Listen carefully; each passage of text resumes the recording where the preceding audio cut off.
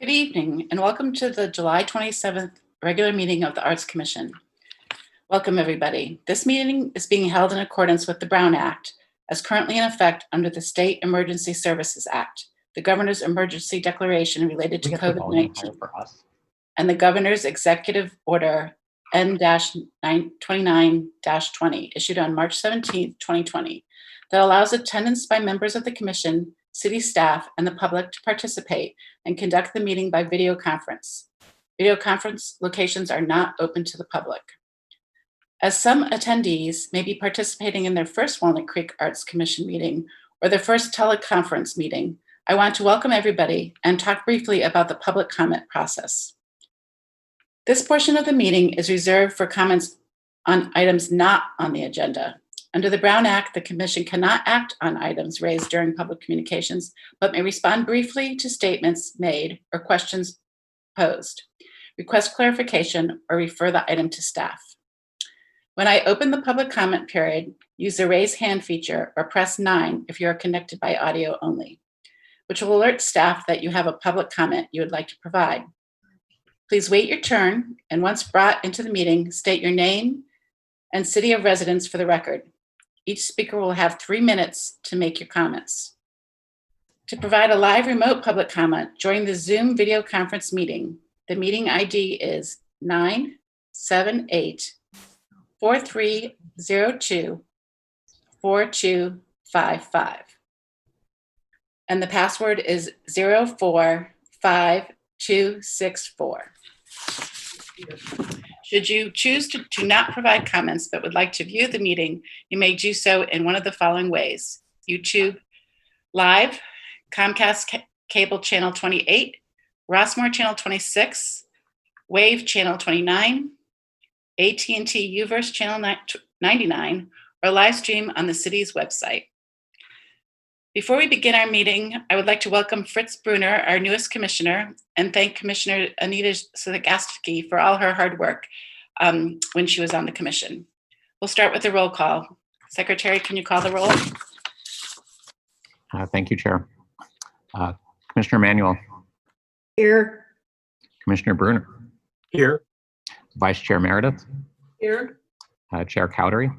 Here. And for the record, Commissioner Klauber is not yet present. Thank you. Next is public communications. This portion of the meeting is reserved for comments that are not on the agenda. Under the Brown Act, the Commission cannot act on these items raised during public comment, but may respond briefly to statements made or questions posed, request clarification, or refer the item to staff. As stated earlier, this portion of the meeting is reserved for comments not on the agenda. Does any member of the public wish to speak on an item? Please use the raise hand feature or press 9.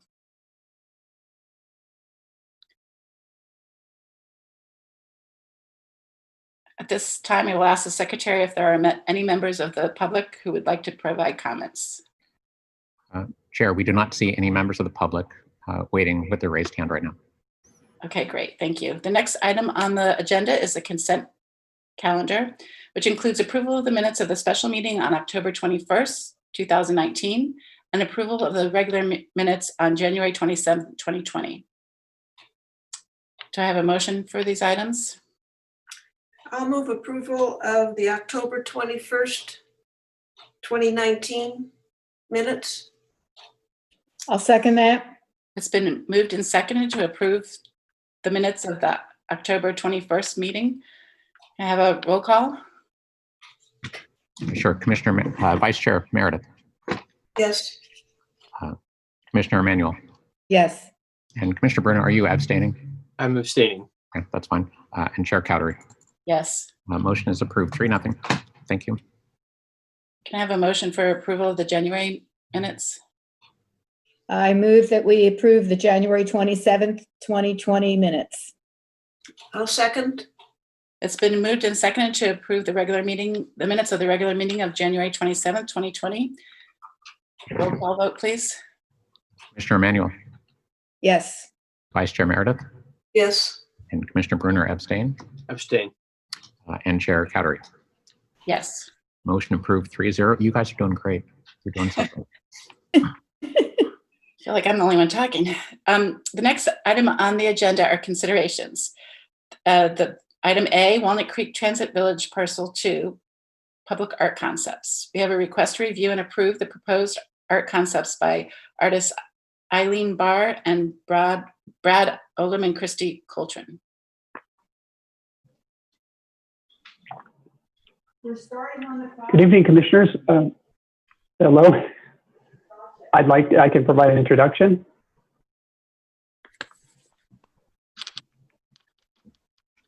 Am I on? Okay. Great. So I'm Stephen Huss, Public Art Manager. Welcome. Good to see you all. I'm going to provide a brief bit of context on this project for the benefit of the public and Commissioner Bruner, and just a refresher for the other commissioners. So this is Parcel 2, Walnut Creek Transit Village. This project is being built out over 3 parcels over a number of years.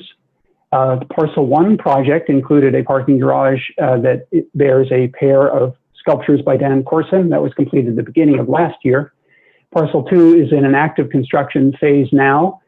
Previously, the Arts Commission reviewed the potential art sites for the first time, Parcel 2 sites, in October 2018. And then in December of 2019, you approved the final locations and the selection of artists. So tonight, what we have for your review and approval are the artist concepts. We are joined tonight by all of the artists. They are Eileen Barr and the team of Brad Oldham and Christy Coltrane. We're also joined by Lauren Seaver, who represents the developer Blake Griggs, and the project art consultant Chandra Cerrito. So the action needed tonight is to review and consider approval of these concepts by the artists Eileen Barr and the team of Oldham and Coltrane. So at this point, I'm going to turn it over to Chandra Cerrito to begin their presentation on the project.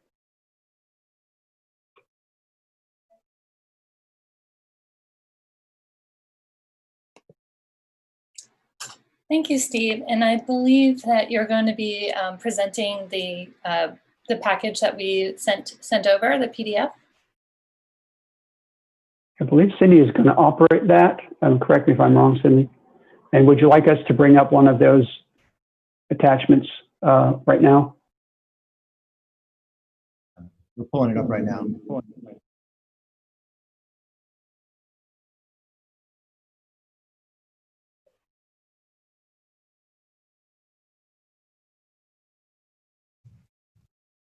Great, thank you so much.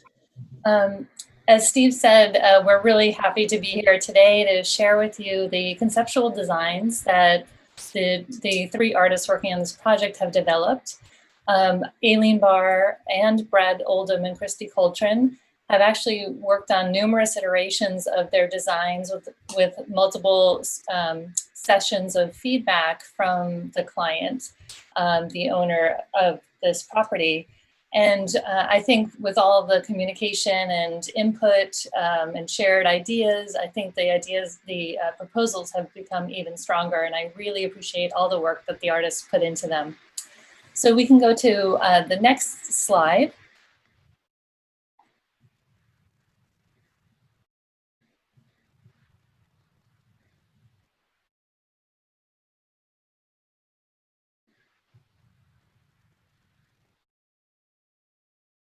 There.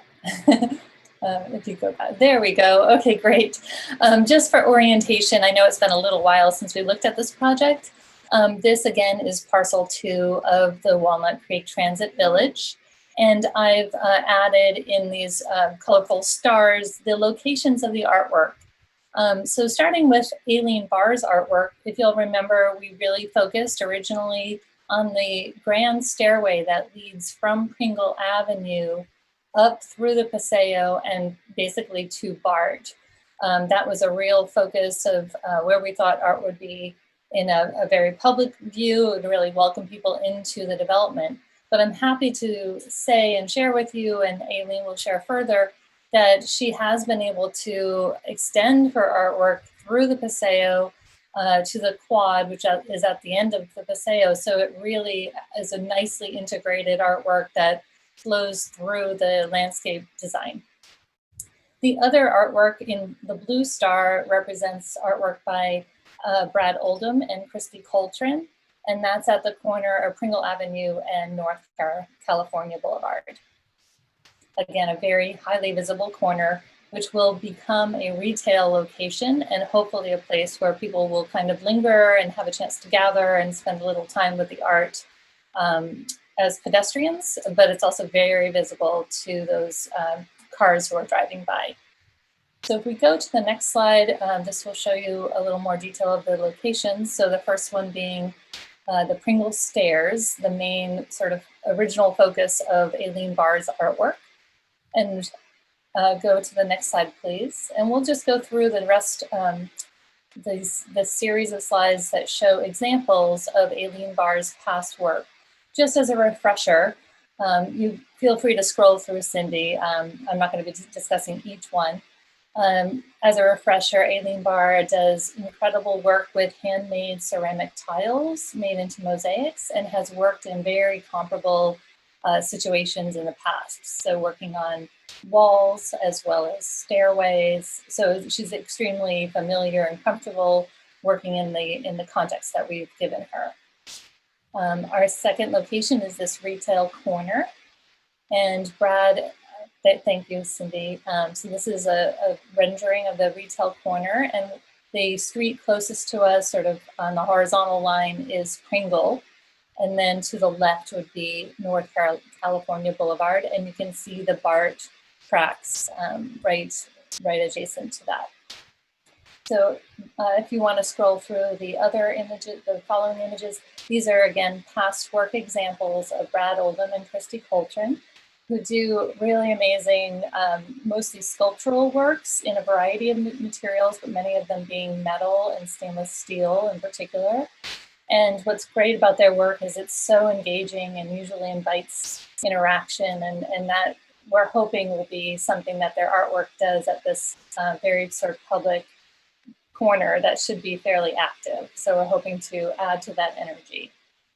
So with that, I want to turn it over to the artists to reserve all the time for them to share with you their concepts.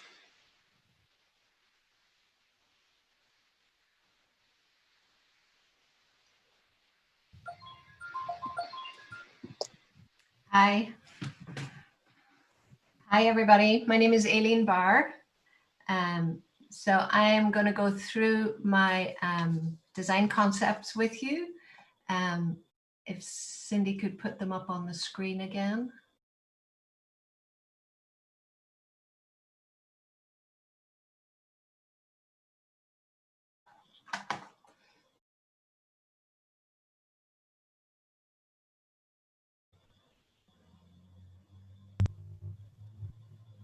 Oh, here we go.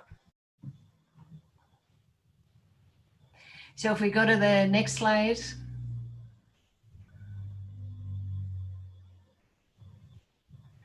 So this just also shows the location of where my mosaics are going to be. Chandra already went through this. I'm quite excited that I've got a number of locations and that it almost follows a little trail through the development. If we go to the next one.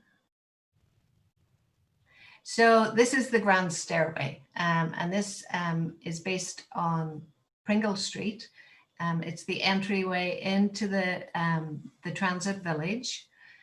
The imagery here is based on an abstracted idea of plants, flowers, leaves, and the whole idea of a natural flower or plant opening upwards and outwards. I wanted to choose a very strong image for this area with quite bold colors and using elements of nature, botanical elements like the leaf shape, the flower shape, petal shapes, and then also the flowing lines, which would be reminiscent of water, and the curving lines for the hills. So it's going to be very visible from the street. If you go to the next slide. And this shows it from a little bit of a from an angle from across the street. So you can see that it's a very strong image that you come across when you first enter into the building. And I really wanted to have that idea of the design moving upwards and outwards in a very welcoming way into the building. So the next one. And that just shows the layout of the pattern before it would be put onto the stairs, to give you a better idea of the actual patterns, the colors, the shapes that I would be using. And then the next one. So from the stairway, it'll lead you into this paseo area, which is a beautiful curved pathway through the development. And within this area, I'm going to be, I'm proposing to have 6 benches here. 3 of them will be 6 feet long and 3 of them will be 4 feet long.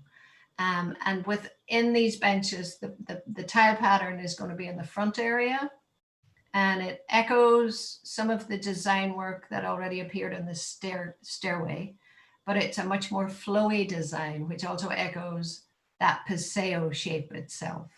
And again, with abstracted patterns from nature. If you go to the next slide. And this just shows the design straight on. And you can see these flowing areas that'll echo the shape of the paseo itself. And then from the paseo, you enter into the quad. It opens up into an area called the quad. On the next slide. Yeah. So this is a much open area, and within this, there are going to be 2 planter benches with trees in the middle. And the mosaic area in this part is going to be on the bench back. So it'll be quite tactile. You'll be able to sit against it and to feel it. The patterns for these 2 benches are based on the flow of water and also on the rolling hills of that area around Walnut Creek. And I wanted to create a very strong pattern here with very strong colors. If you go to the next one. So the one on the top kind of echoes that idea of the hills and the trails. And then the one on the bottom is more about a flow, movement, water. The colors are different in each of them, but they connect. And some of the pattern connects a little bit too, but they're both quite distinct. And then if you go to the next one. And this image shows the 3 designs put together: the grand stairway, the paseo benches, and the planter benches. And you can see how each area is quite distinct, but they're connected through the pattern, the shapes, and the colors. And then the following one. So this just, I wanted to show you some examples of tile glazes and textures. I would plan to use a combination of handmade tile on this project and some commercial tile that I would cut up. The handmade tile generally has a lot of texture to it, which is done either by hand, by carving into the clay, or I use texture rollers that I make myself and roll those into the clay. And you can see how the color it shows those textures really well. And I think that brings a nice point of interest when you're looking at mosaic and tile, not just to have flat color, but to have texture there too. So that when you look at a large mosaic from a distance, you can see the pattern, you can see the colors. And then when you come up close to it, you get to see all this detail in terms of texture and how it's drawn onto the clay. And the next slide. And I just wanted to show this example of a previous stairway. And it was a new build like this one will be.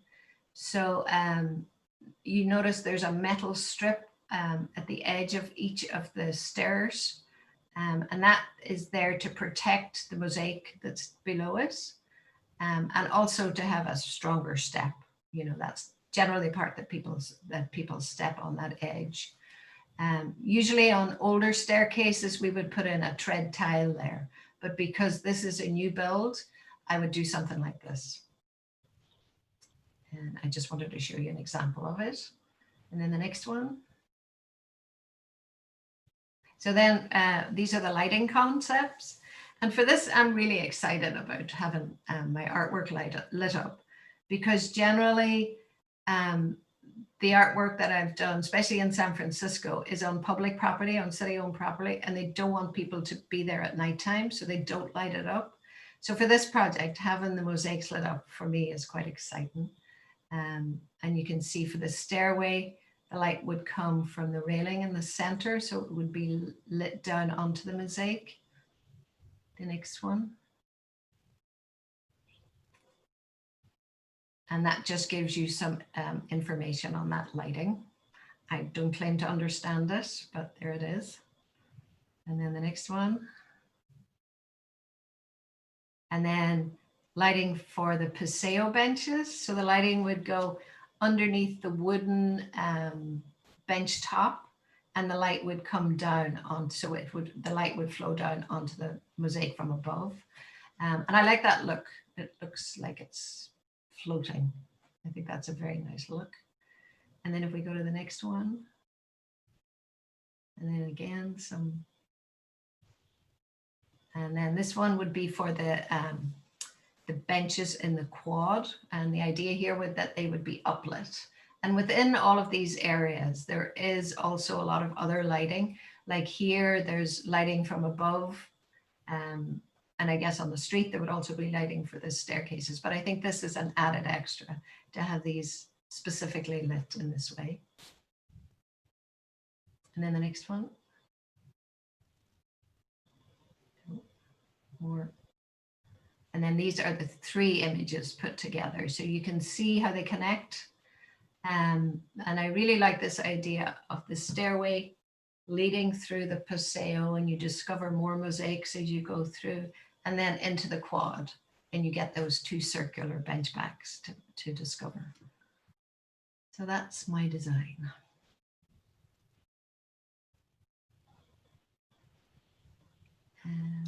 Thank you very much for that presentation on the Waymark mosaic. Now's the time for commissioners to ask any questions that they might have. You should unmute your mic to do that and use the raise your hand feature, or just wave at me, either way, so I can see that you have a question or comment. We'll start with Commissioner Emanuel. I just have two questions for the question period. If we could go back to the slide with the sample of tiles. Mm-hmm. I'm assuming that the design tiles are on the riser, and so on the actual step part where your foot goes, there would not be design tiles. Would that be correct? And which ones of these would you be using for the step part? For the step part, there's a variety. It's mainly the two on the left would be for the steps. The two samples that would be on the left that show the grays, yellow, greens, reds, blues. Mm-hmm. And these are just samples of the colors. Mm-hmm.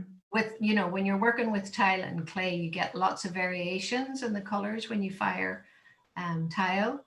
And also showing them on the screen like this, they look very flat because it's just a photograph of the image.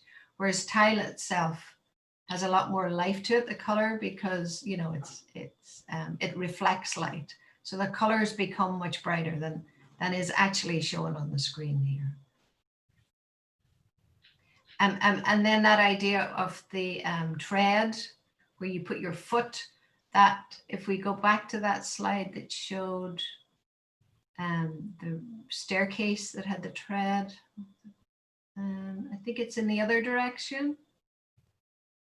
There, that one. Sorry, go back up again. This one, yeah. So if you can see how this is laid out, the riser is where the mosaic is, and then the tread is just the concrete step with a metal strip on it. So the riser is where the design is. So you can see it when you stand back on the street on Pringle, you'll be seeing it from that angle. As you walk down the stairs, you don't see it at all. It's only when you get to the bottom and look back up that you get to see it. Yeah. Good. Okay. My other question has to do with the lighting. I assume that the general project of the whole Paseo area will be that there's lighting already designed for that in general, so that it's safe at night, and would also be on the steps in addition to what lighting you're proposing? That's my understanding of it. Yeah, that this would be additional lighting just for the mosaics, but there would be a lot more lighting in that area. Yeah, that's my understanding. Good. Thank you. Thanks. Thank you. Any other questions? I don't know if you can see this is Fritz. I have a question. Go ahead. Yeah, I was just wondering, in looking at your summary of costs, there wasn't anything in there for the lighting and the benches. I'm assuming that's part of the project cost that the developer's picking up? Yes, that would be a separate cost from mine. Yeah, I wouldn't be responsible for installing any of that lighting. That will come from a different budget. The budget that you see now is just for the mosaics. Good. That's what I thought. Thank you. Okay. Just to clarify one thing, that's part of the owner cost that's shown in the budget. Any other questions about the Waymark mosaics? Seeing none, it's time for public comment. Does any member of the public wish to provide comments at this time? Please use your raise your hand feature or press 9 if you're connected by audio only, if you'd like to provide a public comment. At this time, I will ask the secretary if there are any members of the public who would like to provide comments.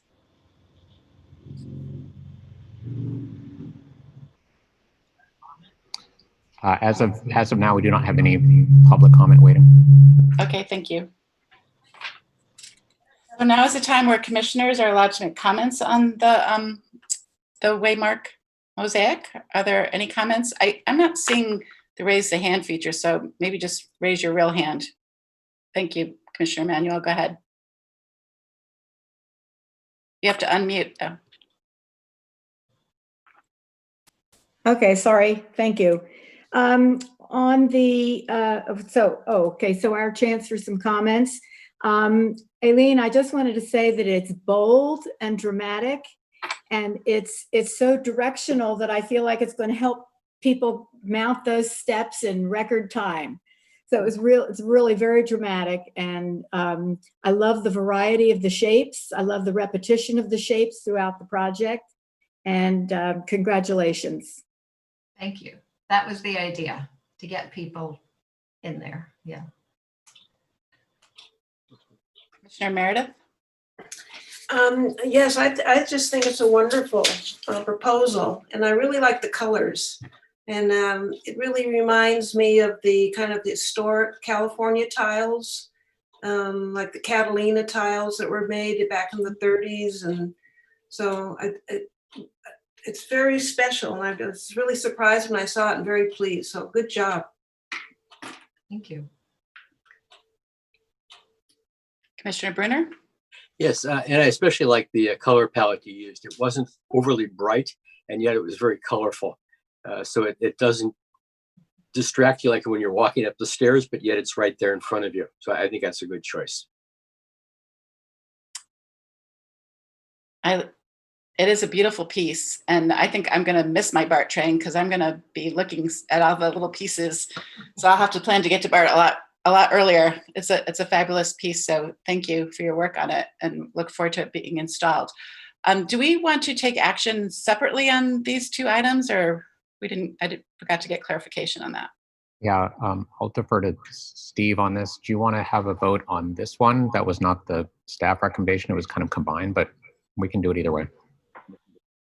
Well, you know what, there's such a great response here. I was thinking maybe a vote on this, but you know what, I believe there may be some questions that apply to the project more broadly, and maybe we should go forward for the next presentation and give the commissioners a chance to ask those questions, because they may, by inference, apply somewhat to this proposal. So I would say maybe go forward and take the vote at the end.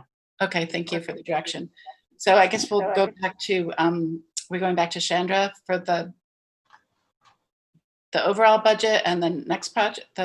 I think we can go to Brad and Yes. Christy to present their project.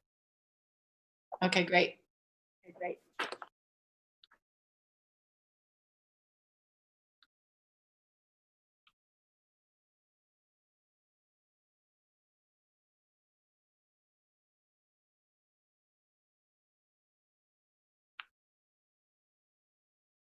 Here we go.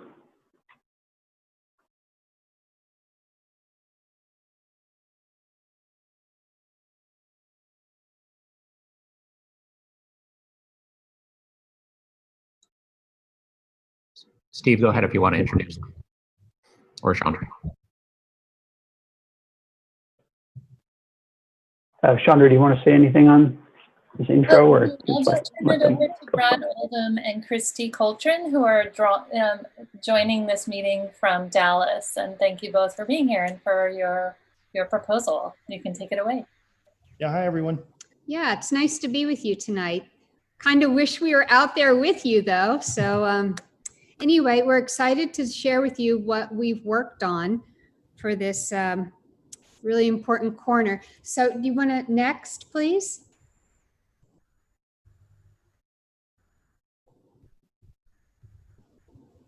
With this project and with all our projects, we start with the location, and what you're going to see in the following slides will be the narrative, the 3D concept, renderings, information that will allow you to make a good decision. Next.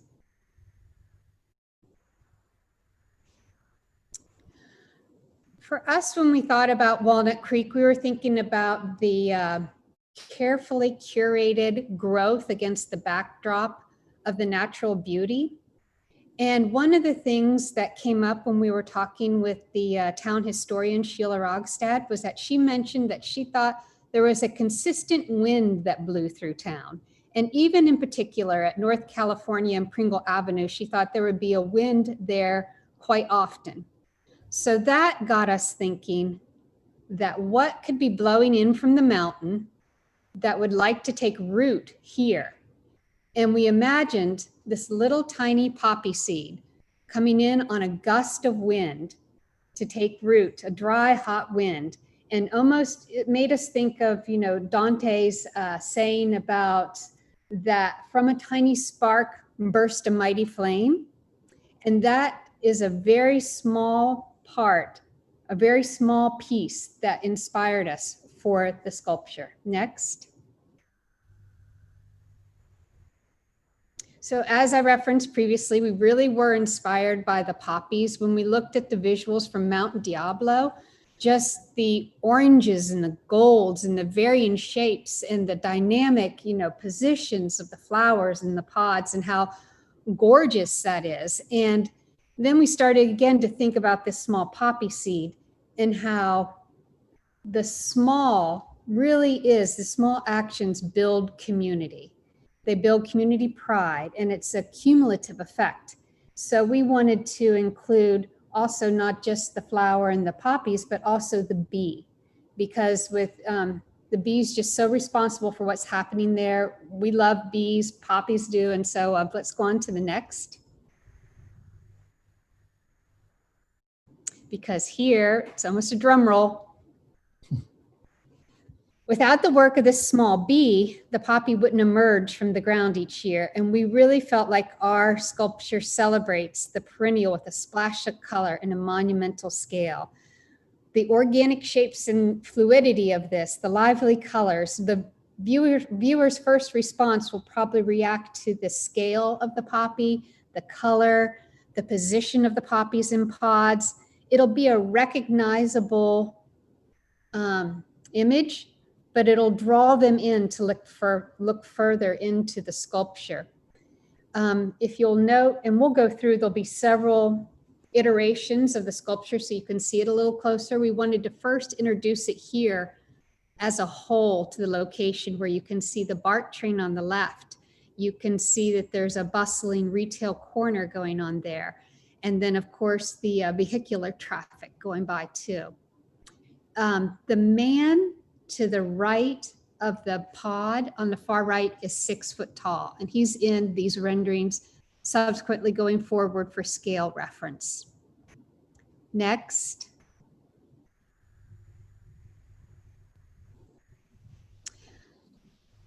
So as we can get a better look at the sculpture here where you see the flared bottoms, and we wanted to have the bottoms to come out with a nice, gentle, almost ripply flare, but they needed to be a little larger at the bottoms because the poppies are a determined flower that really can grow in almost inhospitable locations, and they just have the persistence and resilience that we wanted to celebrate with this flared base. That also is a neat engagement for the viewers too. Let's go on to the next. Now this, we're really excited to talk to you tonight about this part of the installation. The poppies themselves have what we call sky tubes. So the viewer will look up at the flower and be able to see through the flower up to the sky itself. So you'll get some glints of light. Not only will the stainless steel material be picking up the beautiful colors, but you'll be able to see the sky through these sky tubes. And they'll be in diameters ranging from 6, 8 to 10 inches. And they'll be a surprise and delight for the viewer, the pedestrian viewer. Yeah, it'll be fun to see the shadow effects from as the sunlight comes through those tubes as well throughout the day. Next.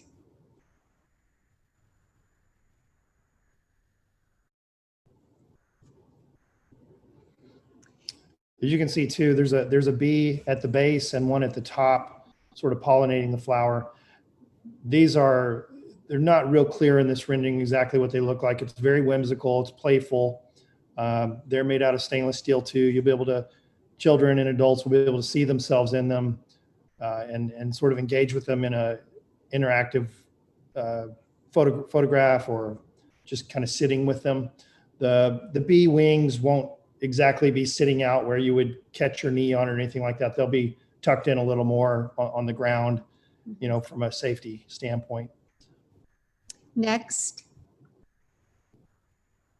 Because here's where we do get the close-up of the bee. You can see where the bee is sort of peeking out over the edge, not covering the sky tubes, but definitely peeking out over the edge. The bee will be about 18 to 24 inches long. And the sky tubes, again, just for reference, we had the 6 foot man in there. The flowers will be about 12 to 17 feet tall. And the pods will be 8 to 10 feet tall. Yeah, and what these are made out of is marine grade stainless steel. It's 316 stainless steel. It's mirror finish. And then we use automotive tinted clear coats to add the color so that you get this nice sort of shiny stainless steel feel, but it's tinted colors, to blend with the poppies. There'll be about 3 or 4 different colors within each poppy, all of them in the yellow and orange tone range. Little gold too. Next. This gives you an idea what it would look like to look up a sky tube. So it's very dynamic. You'll be able to see, the ambient colors that change throughout the day with the sky coming through. And like Brad mentioned earlier, we're going to have some fun shadows on the ground too that might engage viewers. Next. For material reference, we wanted to really paint a nice picture for you on how beautiful. I mean, we are so excited to be doing these poppies in the color that we've proposed. So we'll have the mirror polished stainless steel with the translucent commercial paints on top. So we wanted to show you some other artists have done this type of work using similar processes. Next. Again, to recap the scale, we've got the poppy flowers at 12 to 17 feet tall. The pods are 8 to 10 feet tall. The material is going to be very beautiful for years and years and years. I mean, this is going to be throughout the seasons and the years remain vibrant and wonderful. We like the way this has sort of an urban natural feel. We put the installation on the concrete platforms, and we don't show it in here, but we talked after, about the lighting too. We might want to reference that. The lighting will be ambient lighting, environmental lighting. There'll also be directional lighting that will support the illumination of the artwork in the evenings. There's no internal lighting. It's all external. Some would be in the ground, and then some would be possibly in the concrete base, sort of similar to Aileen's benches. And then there'll be a couple of directionals coming off of the building. This was all discussed last week. And again, that's the lighting is not within our budget. It's just part of the contractor and the owner. Yeah, with our participation and involvement. Next.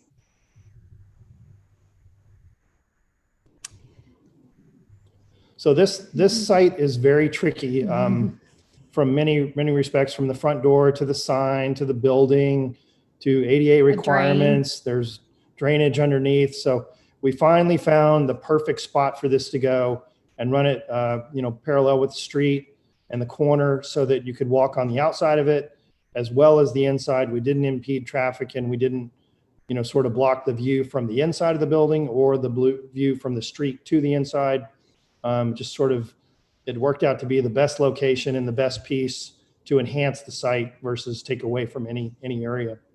So like Brad said, we were able to almost use a linear installation plan to make the most of the site, because the poppies bend and move and sort of have that dancing feel to them. It doesn't feel like a linear location. We really sort of elevated the space that we were allowed and made it feel like more while adhering to the guidelines we needed to. Yeah, and what you're looking at on this page, the dark outline is the footprint of everything, and you can sort of see some gray outlines in the backside. That's where the poppies will lean out, and we can adjust this a little bit more once we get on site too.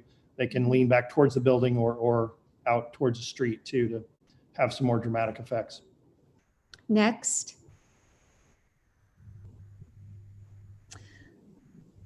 We wanted to go ahead and tell you what we thought the artist plaque would be, and I'm sure we'd like to hear your feedback, and perhaps this would be something that we would go through at a later date, but we went ahead and there will be an artist plaque because we want to connect the dots for the viewer, and we'd like it to be in the format that fits with your city and gives the information that we think would be helpful. Next.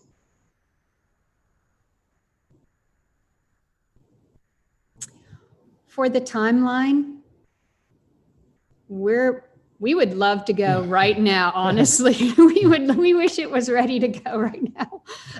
But we're working on, we'll hear back, I guess, from you guys October. And anyway, it's May 2020 installation. Yeah, we'll be fine with the timeline. We'll work with whatever you guys need us to do. Happy to be a part of this. the installation, that's where you're going to see Brad Oldham shine. It's like game day for him. He loves this stuff. So, and we'll bring our team out there. And anything you want to say too much about it? It's about a 3-day installation. Between 2 and 3 days, probably 2, but could be 3. And we talked a little bit about the maintenance of stainless steel. Very little maintenance. Mild soap and water, if everyday dirt and grime, clean soft towel, that kind of thing. If the sculpture is damaged or defaced, and a solvent may be required, like to remove a sticker or something. And we'll give you a very detailed care and keeping with the installation. We'll make sure the owner has that. We'll make sure that, everybody who is responsible for the sculpture has it. And then if something would happen that there was a major repair, we'd like to be consulted and given the opportunity to make that repair. Next. Oh. So in closing, we just want to say that from the residents, commuters, shoppers, diners, and visitors, we thought the Be Effect could be a memorable part of their day or of living in Walnut Creek. And we just were excited to dive into your community, think about what we could add, and think about what would be there long after we're all gone. So we're very excited to hear your thoughts on this and can't wait to start building it. Yeah, thank you. Thank you.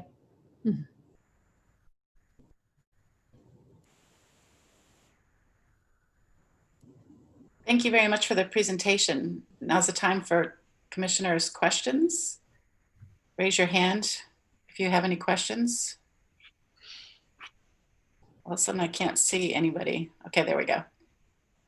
We'll just go in the same order again, I guess. Commissioner Emanuel.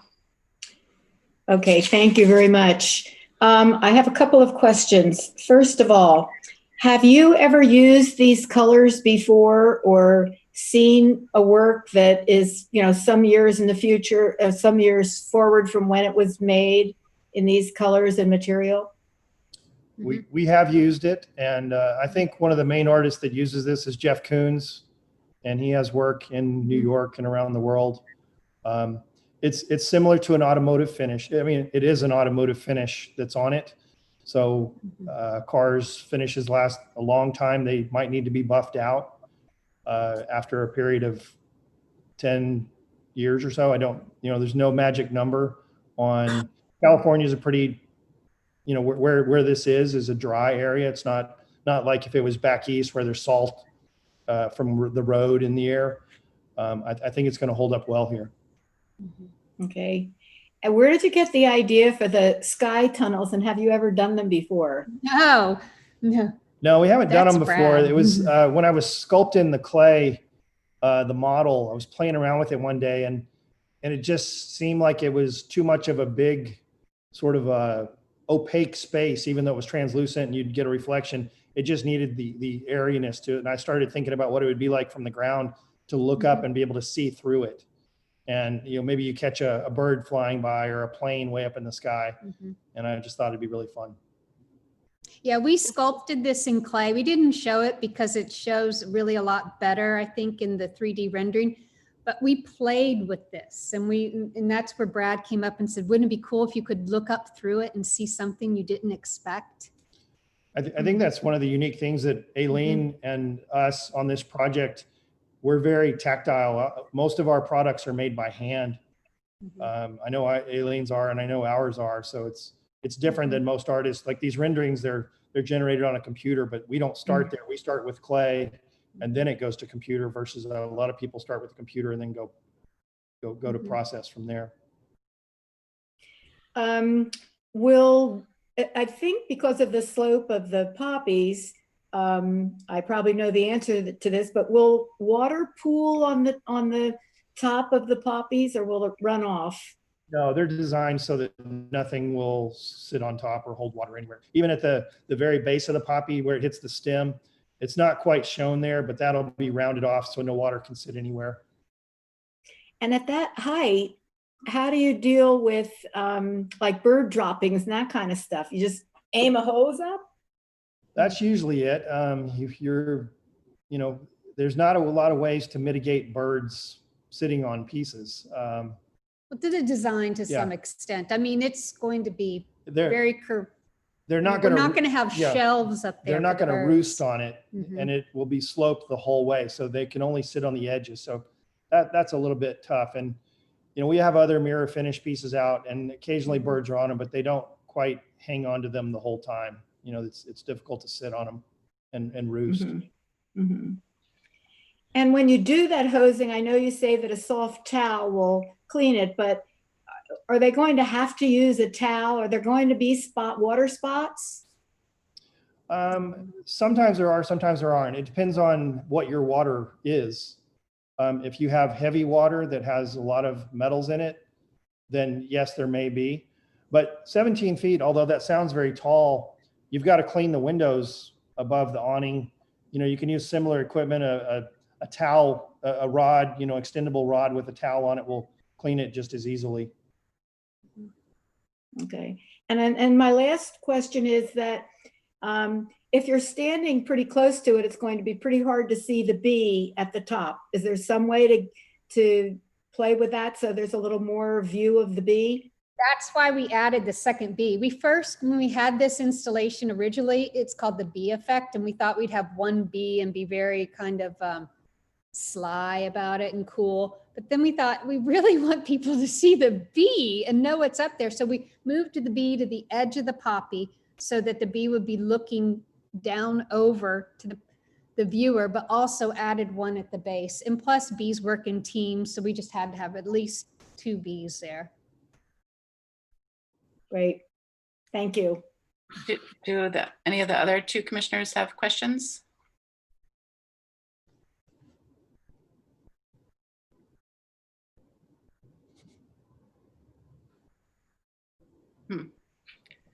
Yeah, this is Fritz. I had a question, but now I'm started something else, I think. Can you hear me? Yes. Yeah, we can hear you. Yeah. My question was about the lighting, and I know that isn't in your plan here. Are you going to be then working with the? Yeah, we had a owner for that part last Thursday, a Zoom call with Chandra and Lauren and several other people and the lighting designer. Yeah.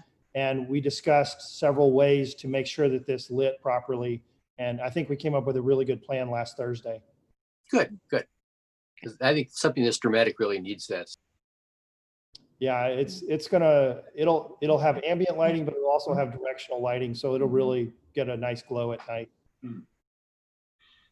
Great. Commissioner Meredith, do you have any questions? No. Okay. I just have one question about I love the whole concept and the sky holes. If I'm standing under a sky hole, can I get wet if it's raining? Like, will the water just come pouring through there? I don't think it's going to run through like a water hose. It might drip the same as it would off the edge. Okay, same. It's not going to be a funnel. I think that's maybe kind of what you're asking. It won't have a funnel because the surface area is going to, the holes are not all at the bottom. The water's not going to run to the bottom and then drop through the hole. It'll be dripping off the edges as well. Okay, great. Thank you. If there aren't any other commissioner questions, we'll move on to public comment. Does any member of the public wish to provide public comment at this time?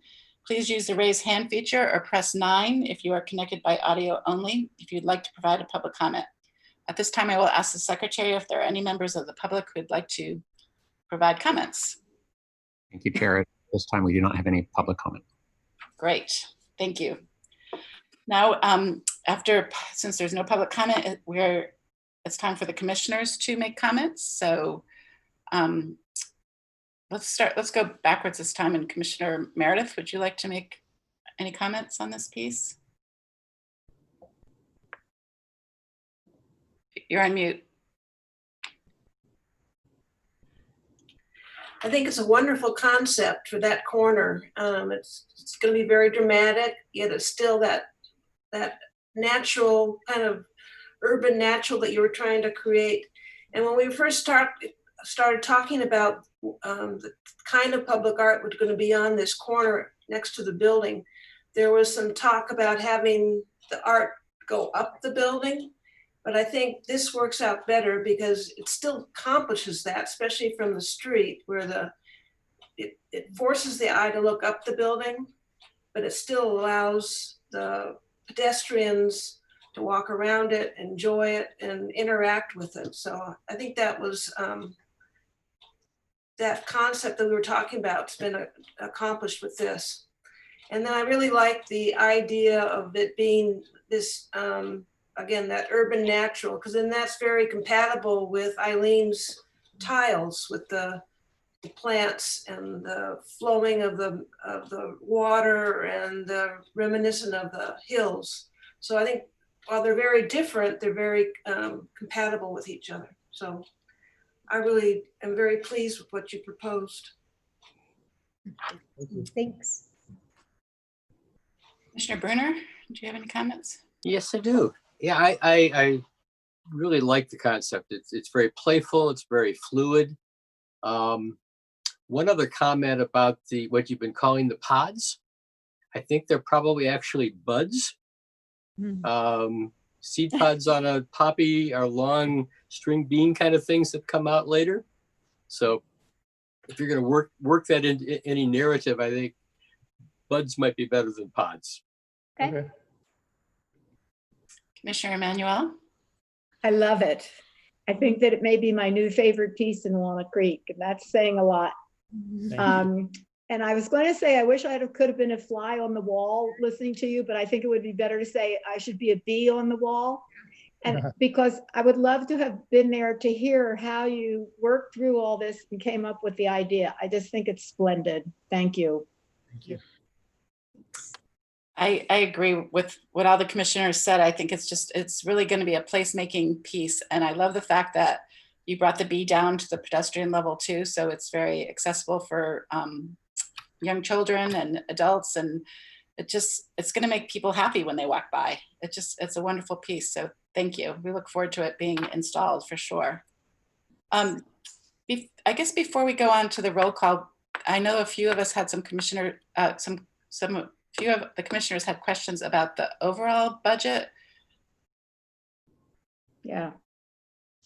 So, I don't know if Chandra, would you like to please? Sure. What questions did you have?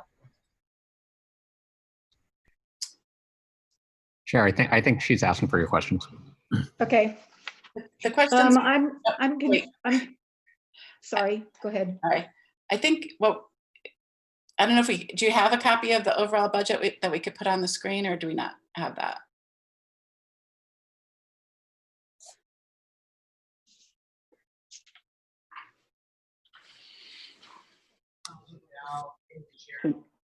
Chandra, you That's attachment 5, Cindy. I'm sorry, say that again. Chandra, you can share your screen. Oh, okay. I don't have that copy, but I can find it. Let's see.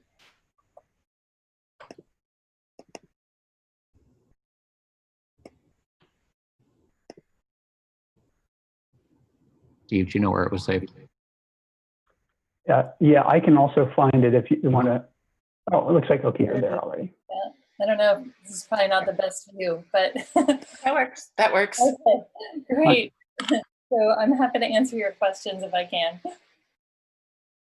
Commissioner Emanuel, I saw your hand go up.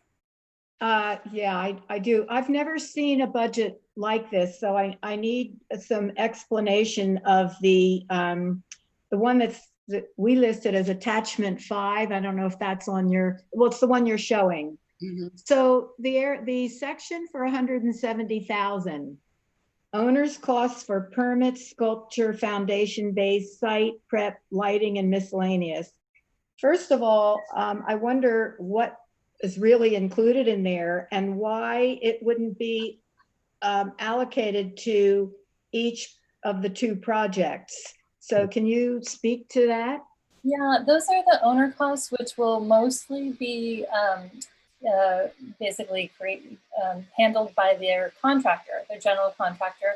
So as we discussed, the owner is the one responsible on this project to design, procure, and install lighting, but we're working with both artists for their input on how best to do that.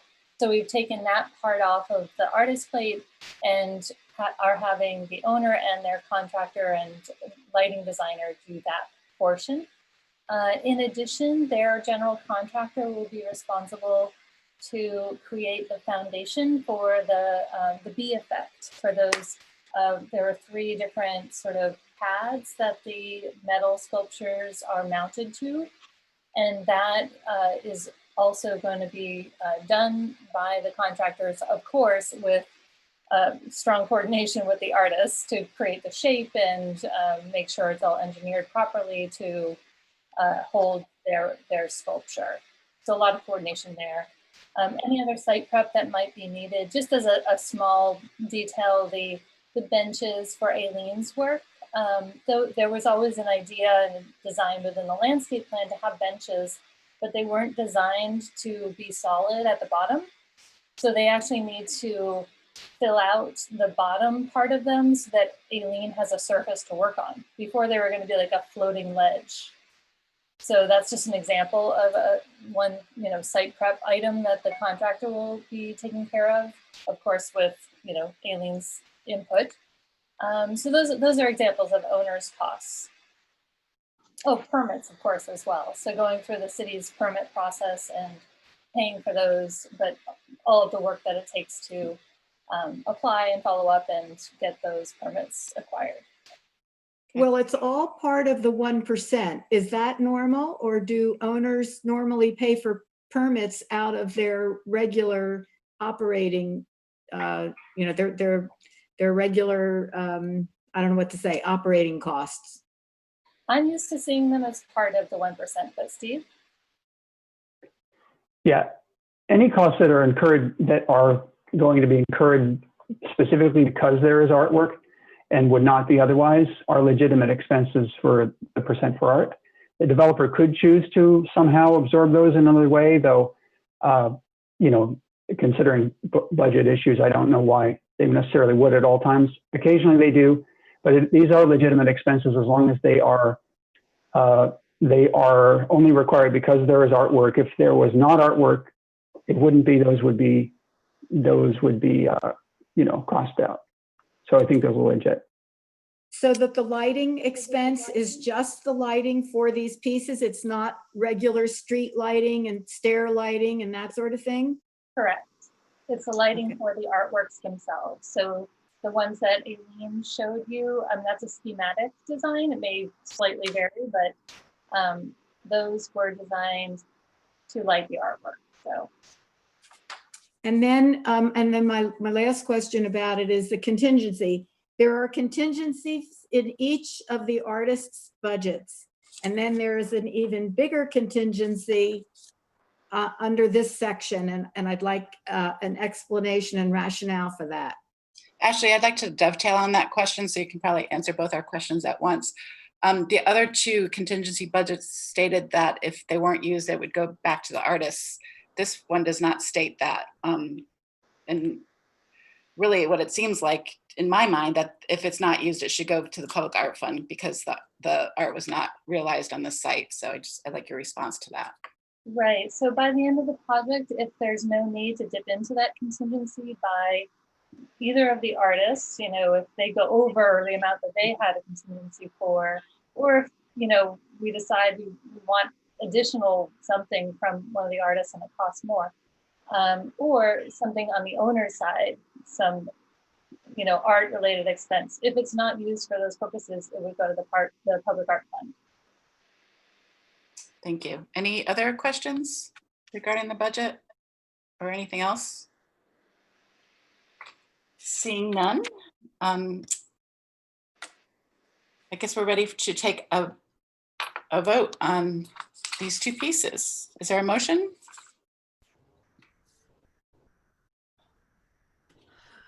It's one motion for both. Mm-hmm. Yes. Make the motion to approve both the proposals of Eileen Barr and the proposal by I don't have their names, Brad and Christy. Yeah. And so I'd like to make that motion that we approve that. Okay. We have a motion. I'll second that. Thank you. It's been moved and seconded that we approve the pieces done, the B effect and the Waymark mosaic. Can we have the roll call, please? Vice Chair Meredith, Yes. Commissioner Bruner, Yes. Commissioner Emanuel, Yes. and Commissioner Cowdery. I'm sorry, Chair Cowdery. Extremely, yes. Extremely yes. Motion approved 4-0. Thank you. We're excited to see these pieces come to life. Well done. Congratulations, Aileen. Thank you. Well done. So much. Congratulations. We're super excited. We actually didn't know for sure we could get an actual approval tonight, so we're so thrilled that we can get started. We want you Thank you. to start building, and please keep us apprised of installation dates, et cetera, because I know there will be a social distancing crowd, whatever that looks like at that point. Oh. Not by then. You know what? On that timeline, everything was through 2021, except that May final installation or something. It said 2022. So Correct. that's going to be a whole year later? Right. The artwork will only take that 1 year approximately, but the site won't be ready for it yet. Okay, just making sure. Well, thank you so much. Thank you. Really appreciate it. We'll see you soon. Good night. Thank you. Good night. Good night. The next Okay. item for consideration is the Shadeland's Business Park Public Art Fee Exemption second extension. There's been a request to provide input to the City Council on a second extension of the exemption of the public art fee. Is there a staff report? There is. I'll take this. Steve and I didn't talk, so I assume that you're deferring to me. Yes, I am. Thank you. Thank you, Chair Cowdery. Oh, I'll say for the record, by the way, that Commissioner Clabber will not be attending tonight. She had a family emergency. And then one quick reminder to staff and to commissioners, please, when you're done speaking, except for the chair, to mute yourself, because we're seeing that there's still some unmuted. Thank you. Okay, so with regard to the item in front of you, yes, if you recall in 2016, when the Public Art Master Plan was adopted, there was an exemption for the Shadeland's Business Park. So when that was approved for 2 years, the extension was in place. So until either 90% occupancy was achieved at the business park or a 10% vacancy rate, that did not occur after 2 years. And so back in 2018, the commission considered an extension of that exemption again, and was recommended to council. Council approved that for another 2 years.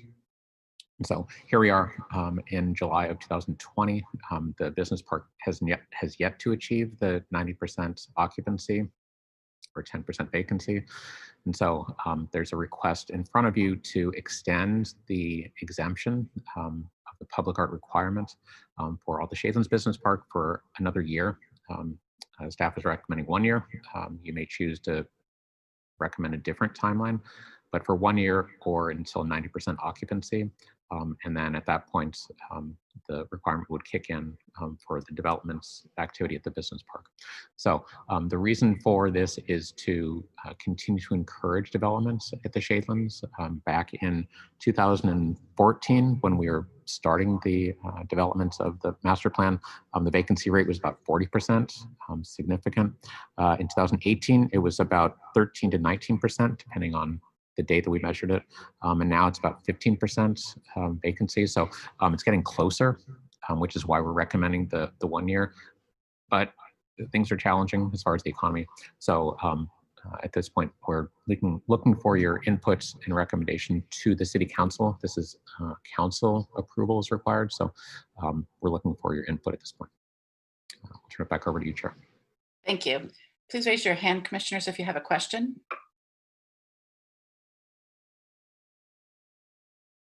Commissioner Bruner?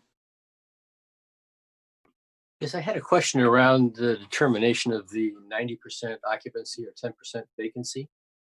Who determines that? Does it have to be of a certain duration? Is there a fallback if it hits it, makes it for a month and then falls back, off of that? Or is it once and done? Yeah, thank you for the questions, and I'll try to remember them. Who determines that? That's by the Shadeland has a business improvement district in the business park, which is a part of the Chamber of Commerce. They're the ones who've been providing us with the data, and that's why back in, as I referenced, 2018, it was 13 to 19%, depending on the time of measurement. So at some point it was 13 during the year, and then it was at the highest of 19%. So we get that data from the chamber. You asked about what the threshold is or how this gets applied. We haven't got there yet, so I don't know quite how to answer that question, but I would expect that it's probably over the course of the year. If it's below the 10%, that's probably what we'd look at, and we'll have to make that assessment. I believe that the chamber has been very open to the public art master plan and its requirements, so I think we'll work collaboratively with them throughout, because they've been supportive of this throughout the rest of the city, just with this exemption. So that'll be a continuing conversation we have with the chamber. Thank you. Commissioner Emanuel? You're on mute. It's hard to mute me. On their in their better days, what was their vacancy rate? Yeah, probably the best was when they were at 13%. That's what we thought. I'm sorry, I mean before 2014, in their good days, back, I don't know when, like let's say 2000. What is a normal vacancy rate for that kind of business development? I think the reason that we selected the 10% is because that was a normal vacancy, in and outs and other development that comes and goes.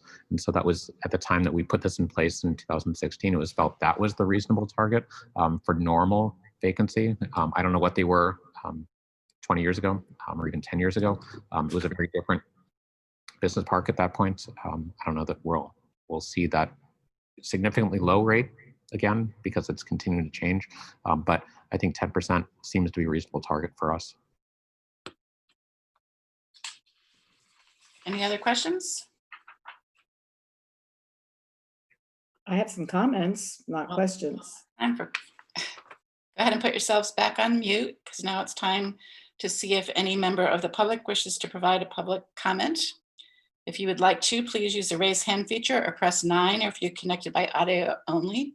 If you'd like to provide a public comment at this time, I'll ask the secretary if we have anybody who's interested in making a comment. Yeah, staff does not have any public comment at this point. Okay, thank you. Now is the time for comments. Raise your hand if you have comments. Okay, Commissioner Emanuel. Does anybody else have some they want to go with first? Yours is the first hand up. I didn't see Okay, any hands. all right. So I have a lot of comments. When this came to us a couple of years ago, was it 2018, when we extended the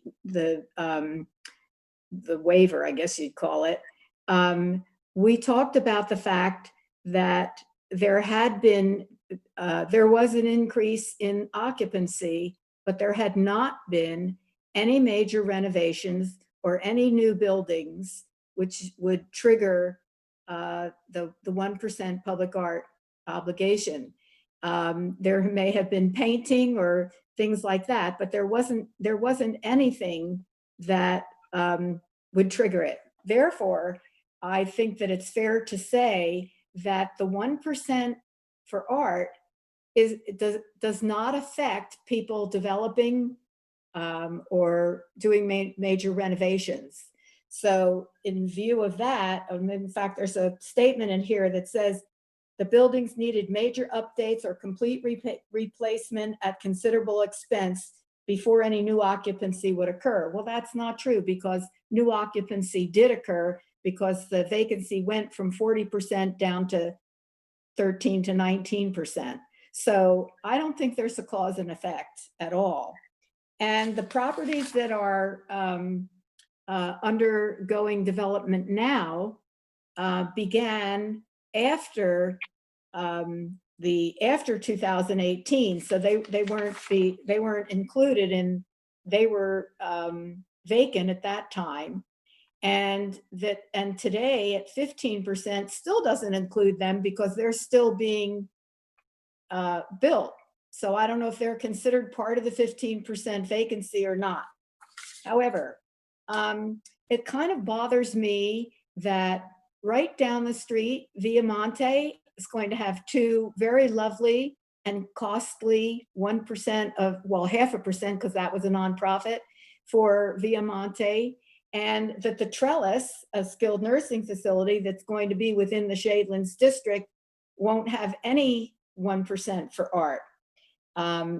Also, I wanted to point out that if the developer of the Trellis decides that he wants to do something there, I hope that he will remember that he needs to come to the Arts Commission before putting something up there, which didn't happen on the sports complex. So I just wanted to mention that and put that on our radar. So given that I believe that it doesn't affect development in the Shadelands, and that their issues are not related to art, it's got to be related to other reasons. I would normally say, no, I don't want to extend it, but because I want to be fair to them, and we now have this added COVID problem, I'm willing to extend it for 1 year and then have it sunset. Are there any other comments or further discussion?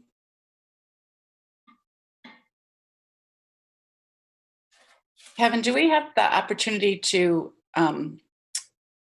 change the 1% part of it, or is it because it's in the PAMP we aren't able to do that? I would recommend not reopening the PAMP for this purpose, because I don't know that that's what the commission would have to be determined whether the commissioners want to also open this up to potentially other discussion and other exemptions. I think we're trying to be as targeted as we can at this point, but the commissioners can certainly make any recommendations they wish to the council. Okay. Well, if there aren't any other comments, entertain a motion. Staff isn't looking for a motion specifically here. We're looking for input from the commissioners. Okay, for input. So is there other input that you'd like? I'm sorry, what? You're welcome to make a motion if you'd like. This is a similar situation we were in 2 years ago where staff didn't ask for a motion, but we made one. Okay. You're welcome to do that. But it would be helpful either to hear comments from all the commissioners and see if there's a nod for this, or to make a vote. It doesn't matter. Thank you for the clarification. Are there other comments from the other two commissioners? I see Commissioner Bruner's hand up. Yeah, I agree with everything that Commissioner Manuel said, in that if the conditions weren't as they are these days, I would be less likely to be in favor of this. And since it does have a 1 year time period on it, I think the notion that Commissioner Manuel mentioned, that it's sunset at that point, might be a good one to add into the proposal, so that it does not just keep popping up year after year. So I would be in favor of adding that sort of a condition. I don't think that was in the proposal as written. That's it. I'm sorry, Commissioner Meredith, do you have anything you want to add? No, I support the extension. So I agree with Commissioner Bruner and Emmanuel that it should sunset after 1 year. Is that something that we can recommend, Kevin? Meaning that they can't come back for another extension? Well, one could always come back and request, but let me ask the commissioners if the language that says provide input to the council on proposed continuation of the exemption for the Shadelands until July 21st, 2021, or until 90% occupancy is achieved, whichever comes first. Are you suggesting that it doesn't matter what the occupancy is and we just have the date? Because that would be the sunset just on a date certain. I believe that's what we're saying. Because we say whichever comes first. So right now you could still get to that date regardless of occupancy. So in staff's opinion, the language there achieves the interest of Commissioner Emanuel. So when we say whichever comes first, July 1, 2021, or 90% occupancy. If we had something in there that said that the occupancy rate's going to be measured at, quarterly, something like that, so that it could end sooner. That might be better. Otherwise, it's probably just as well to take the 90% out. Since there's no indication as to how or when it's measured. If it's the interest of the commission to do that on a date, then it probably doesn't matter what the occupancy is. Even doing quarterly suggests that, you do it at one quarter and then another quarter it might be higher, and then you may open yourself up to quarter by quarter evaluation. So if it's just looking at a date, then staff could just recommend the July 1 of 2021. I could support that. Is everybody else in support of that? Thumbs up? Yeah. Staff is saying Thumbs up. 4 yeses for the language that I'll read, which is provide input to council on the proposed continuation. Your input is that it expire on July 1st of 2021. The exemption expire on July 1 of 2021.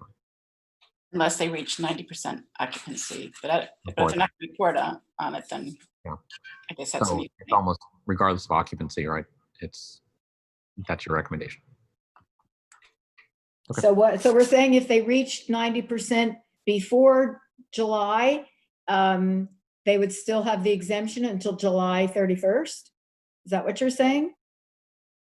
I'm just repeating back what I heard. So if you want to have a date certain, then you could do that, or you could have the 90% occupancy as your threshold. When we say whichever comes first, that would be an either or. So if you want to keep the language in there that says 90% occupancy, if they reach that before July 1 of 21, then the date wouldn't matter. Well, I could have both of those in there. What I want to see is that it sunsets then. It seems like the most equitable thing to do then is to say it's going to end on July 31st, 2021, and not worry about the 90% in between. So they know it's coming, and if they get their occupancy up before then, that's great. If they don't, it's over then. So what I'm hearing is just the date regardless of occupancy. And a couple of you have mentioned July 31st. Is that your intent, or was it July 1? I'm sorry, July 1. Okay. July 1. Okay. Okay. So I think what we'd say is you're recommending continuation of the public art exemption for the Shadelands Business Park until July 1st, 2021, period. I'm fine with that. Commissioner Meredith? That's fine. Commissioner Bruner? I'm fine. Commissioner Emmanuel? I'm fine as long as it's understood that it sunsets then. Oh, this is right. It's understood that's the recommendation from the Arts Commission. Okay. And council will hear that from staff. I'm fine. Okay. Great. We'll move on to the next item, which is election of our new chair. Is there a nomination for the next chair of the Arts Commission? You're on mute, Jane.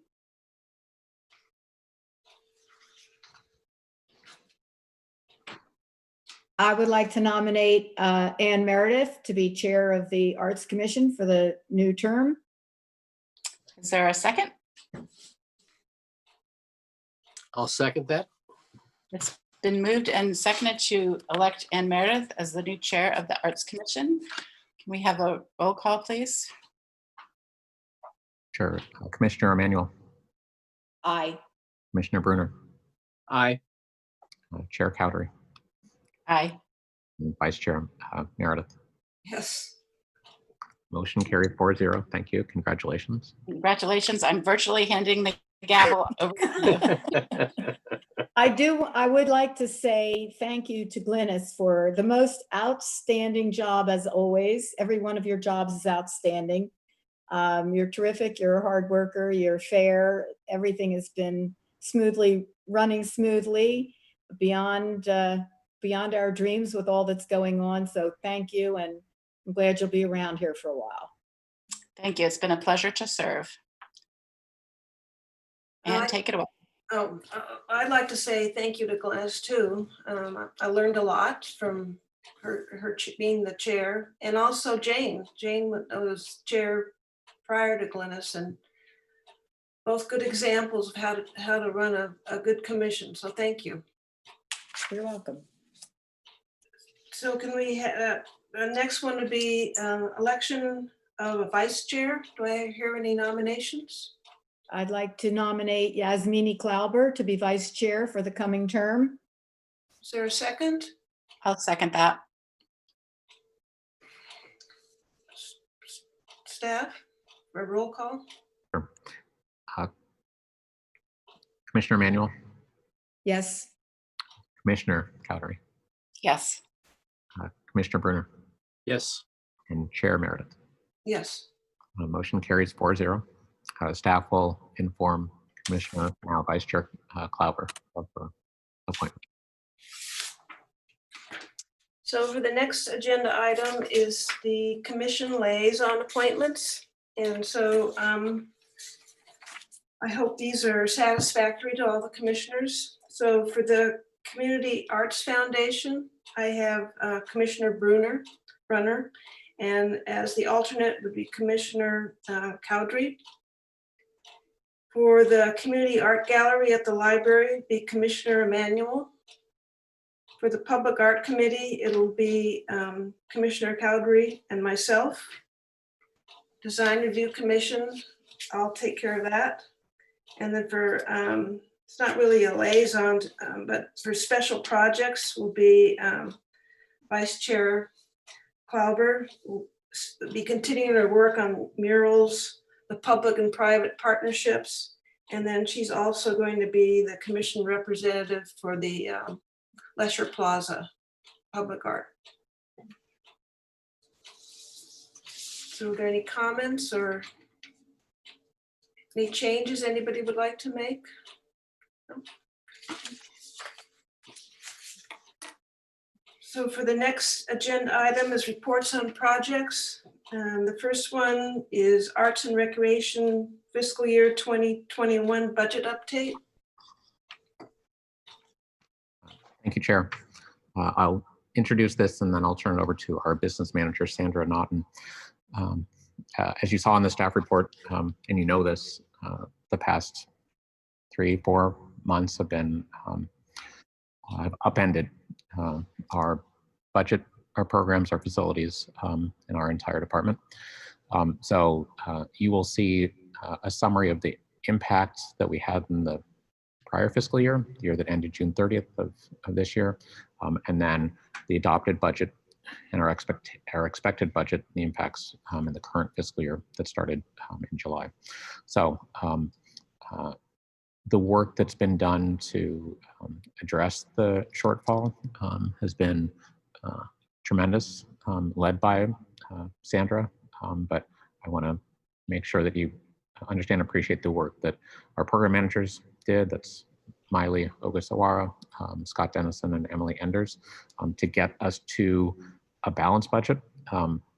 But to get there, it's taken significant, my word, pain to get there because of the impact on this department. And so the focus that you're going to see from us is, where do we go from here? How do we take the approved budget, the adopted budget, and make us stronger as we continue into this fiscal year, and then we go into planning for the next budget cycle, which is going to come before we know it. And a lot of this is being led by all the staff that I just mentioned, Sandra, and then Carolyn Jackson in my office as well. So kudos to the staff who've led this very difficult effort. And so with that, I will be available to answer questions if you have any, but Sandra is the expert and she'll, I'm sure, be able to answer all of your questions. So Sandra, with that, I'll turn over to you. Great, thank you, Kevin. Good evening, commissioners. So my name is Sandra Naughton, and I'm the business manager with Art and Rec. And I'm going to walk you through a little presentation on our budget. Hopefully you got a chance to look at the budget memo, but I will be brief in providing kind of an overview, and then I'd be happy to take any questions or dive into any specifics that we don't cover in the overview. So I'm going to talk a little bit about just kind of a response to kind of the COVID-19 pandemic and how that changed things. Our preliminary fiscal year 2019-20 financial results, the fiscal year that just ended on June 30th. And then I'll dive into kind of our adopted fiscal year 2021 budget and kind of how we adjusted things based on kind of our response to the COVID pandemic, as well as some cost savings that we were instructed to find, and then turn to kind of what programs and services are currently open to the community as we move forward. So on the next slide, you'll see, Cindy, if you don't mind advancing to the next slide after that. So in response to the, if you want to go back one, Cindy, sorry.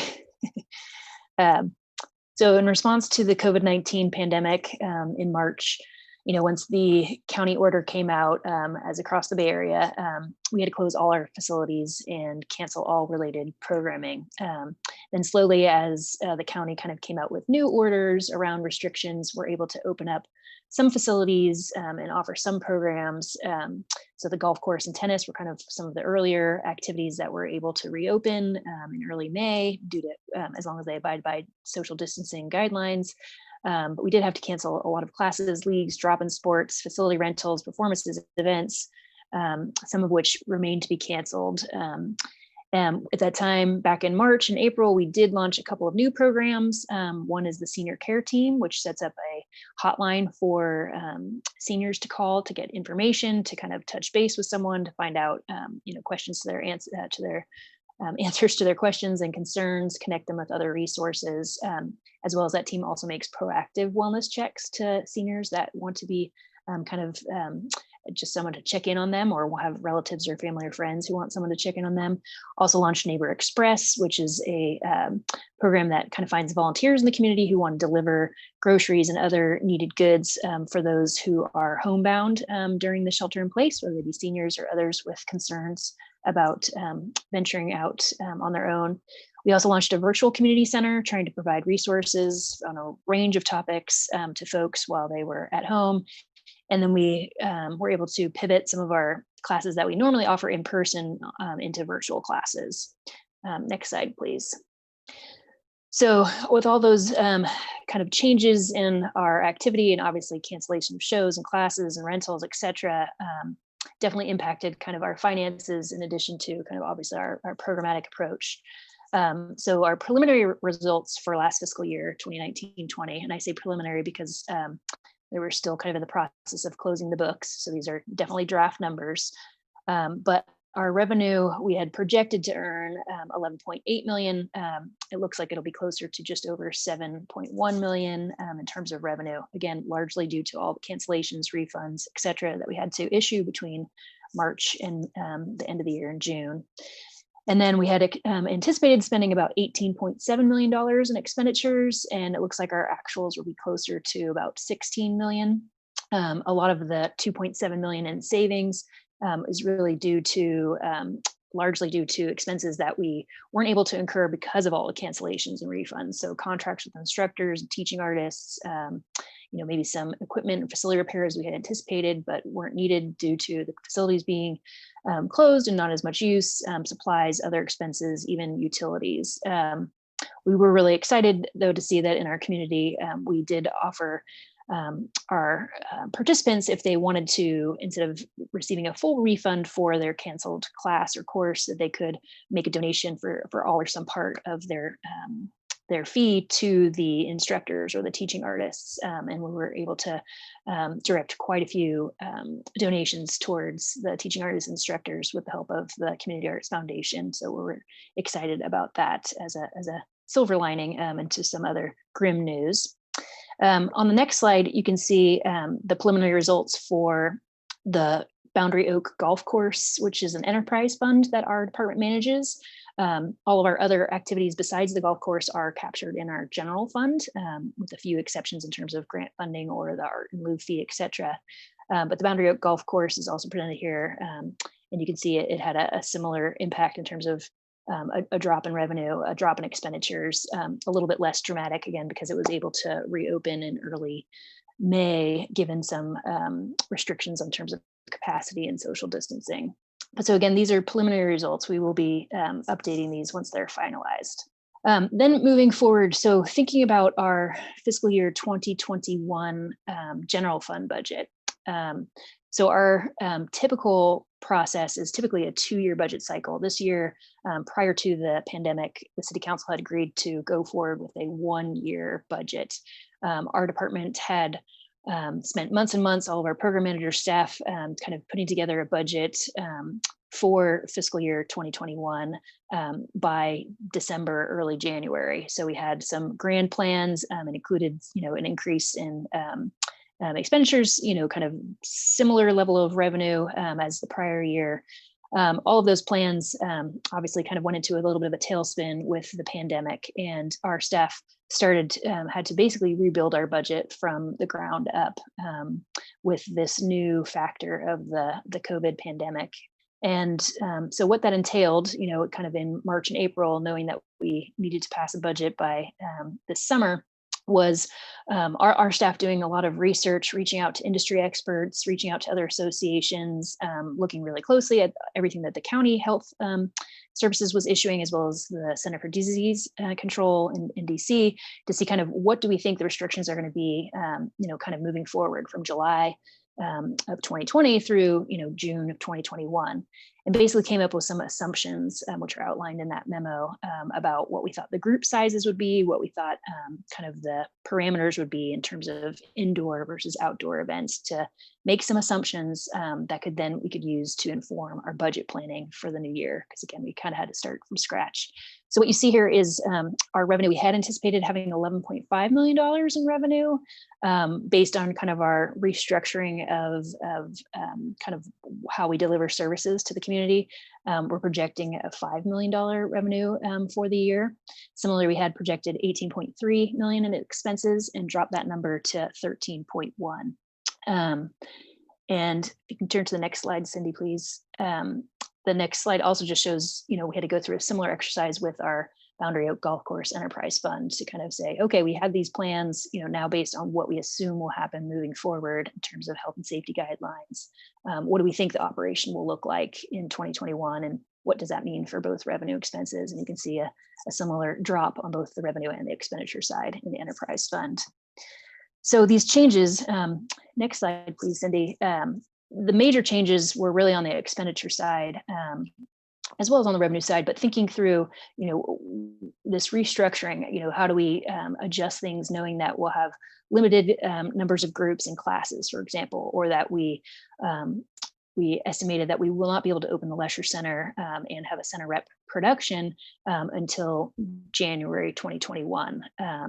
Thinking through, what these current restrictions from the county mean in terms of our indoor facility rentals, the rental of sports fields, et cetera, kind of through the list. So all of the restructuring that we kind of thought about and how we could, what we could anticipate happening, due to those changes, we estimated a reduction in our expenses by about $3 million. And that about 60% of that reduction of $3 million was really due to kind of the leisure center and center rep closure for the first 6 months of the fiscal year. Some of the other reductions were to, contract instructors, artists, hourly staff, supplies, utilities, et cetera. Given our projection of revenue being so much lower than what we had initially anticipated, we were also instructed by city leadership to reduce our savings beyond kind of what we would need to do in terms of restructuring for health and safety. So our team was able to identify $2.2 million in additional expense reductions. A large chunk of that, about half of that, was identifying FTE reductions. So there are about 20 individuals who there was a proposal to have their positions either fully eliminated or limited to some degree, some percentage. In addition to that, also, again, reductions in our hourly staff, which again are kind of at-will, non-exempt employees, as well as in equipment and in supplies. So that's kind of the big message about the budget, is that we had to think about how we were restructuring the delivery programs, what that meant in terms of our potential to earn revenue, and then what that translated to in terms of our expenses. In terms of turning to kind of what's open, what's out, what's happening now, we have on our website kind of a what's open page that's kind of updated in real time as we are excited to release new things that are up and running. And there was a more detailed description in your memo. But after kind of the county eased some restrictions on some of the outdoor recreation like golf and tennis, they're also allowed for summer camps, also allowed for our preschool to open up for a summer session. So those are all opened. Just recently, our Clark Swim Center opened up for reserved lap swim. So kind of using a new approach to, again, kind of monitor the health and safety of participants and meet the guidelines that are currently in place. We have resumed some outdoor facility rentals in terms of picnic tables, sand volleyball, outdoor gazebo at Civic Park. We're of course continuing kind of our senior services in a much more virtual manner, but the senior hotline is still in operation, and the Neighbor Express program, as well as other activities, bingo online and other services to keep seniors engaged. Tennis and golf are still going strong. And we're looking forward to making plans for kind of even more programming, hopefully coming online in the fall, as is allowable by the county guidelines. So next slide, please. So that was a quick overview. Happy to take some questions and dive into any specifics on either the upcoming year's budget or the fiscal year 2019-20.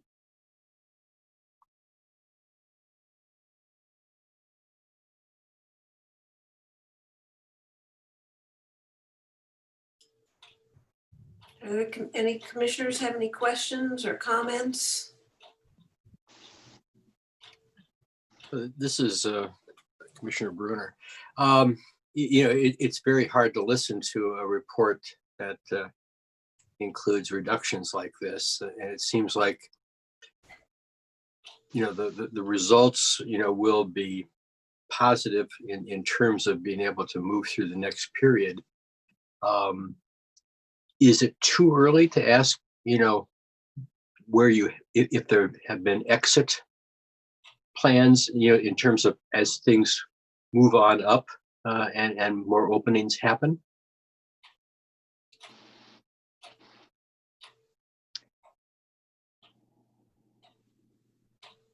Sandra, go ahead. Do you mean exit plans for? Well, different types of programming, actually, instead of exit plan, let me rephrase it: a relaunch plan. As you get more indications from the health authorities that other things can happen. In other words, do you have a plan to start pulling the switch to open things back up? Yes, yeah. So we have a really creative team constantly thinking about, okay, what can we do within what the county's current order says? Also thinking ahead, okay, what can we do if the county's order changes in this way or in that way? So there's currently some ideas kind of for programming that we haven't traditionally done related to things that we've maybe traditionally done, but kind of taking in a different avenue. For example, we recently put out an interest survey around a school day enrichment program. Normally we wouldn't provide, kind of like a camp or after school type program during the school day, because normally kids would be in school. But given all of the, the state's movement towards distance learning, especially for counties like ours that are on the watch list, we're exploring if there's interest in that, if there's a need for that. Very related to, kind of some of our work that we have done in the past, but obviously kind of a new line of service, if you will. So there's just one example of kind of some of the things that the staff are thinking about in terms of, how can we pivot and turn things, at the Bedford Gallery, they're talking about doing, virtual tours of the exhibitions, a reserved ticket system similar to what we're using at the pool, something that we've never, had to do before, but if we have to monitor the number of people that come through, etc. I don't know if that addresses your question. It does, yeah. That's what I was looking for. And if you decide to have outdoor ceramics classes, let me know. We're working on it.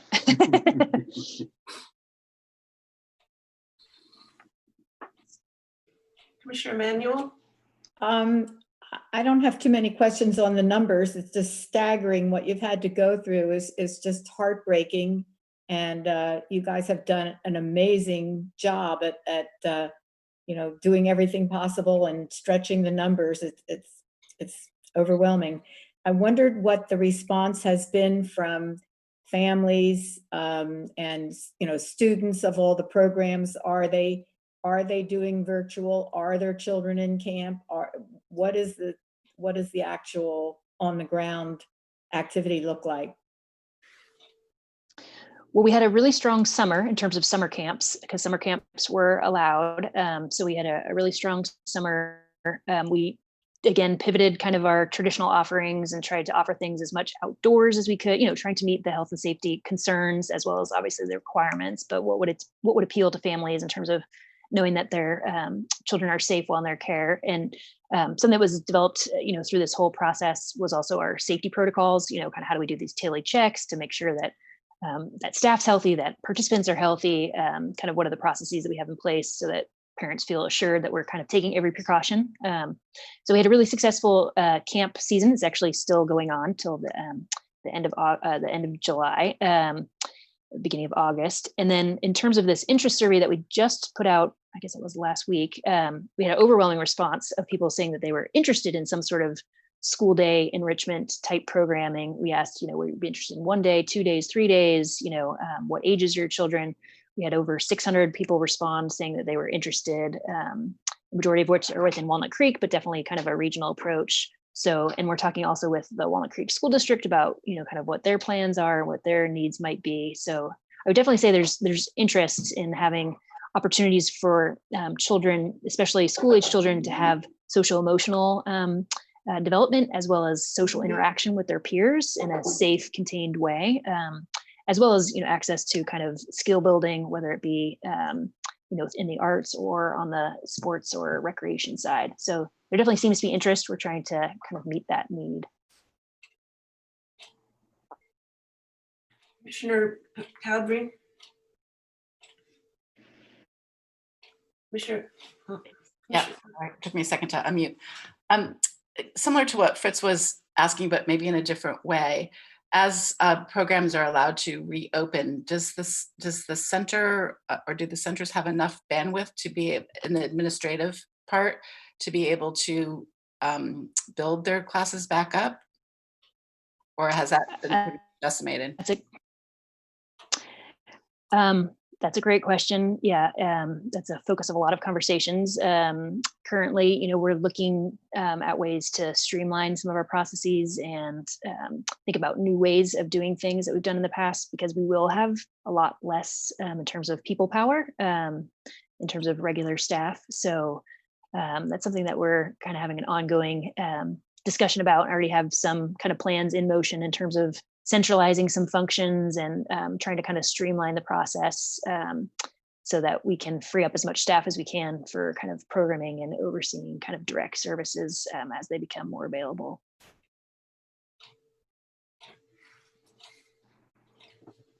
Commissioner Emanuel? I'm a Bedford Gallery docent and one of the people who takes the programs out to the schools. So you mentioned something about the Richmond School District and then there's the Mount Diablo. So how would you be working with them? Would it be that the district will fund a program out of their budget for you to provide for their students? Or is there a well, that would be revenue nice. I think, given the nature of the public school district's funding for this year, that's probably not likely. And given the amount of what districts know now is that they're not planning on having any visitors come on campus unless absolutely necessary. So in terms of like the Art in a Suitcase program, if the schools couldn't come to us for transportation, issues or, safety issues of going to another building, you were thinking, oh, maybe we could go to them. But it's looking like that's probably not going to be something that schools are entertaining. Yeah. But if so you were going to do something we, online, sorry. Go ahead. Yeah, we're talking with the Walnut Creek School District about what they perceive it as their needs, both from kind of a staff as an employer, as well as how we can support what's happening with the students, and hope to have kind of similar conversations with Mount Diablo School District and other schools in the area as well.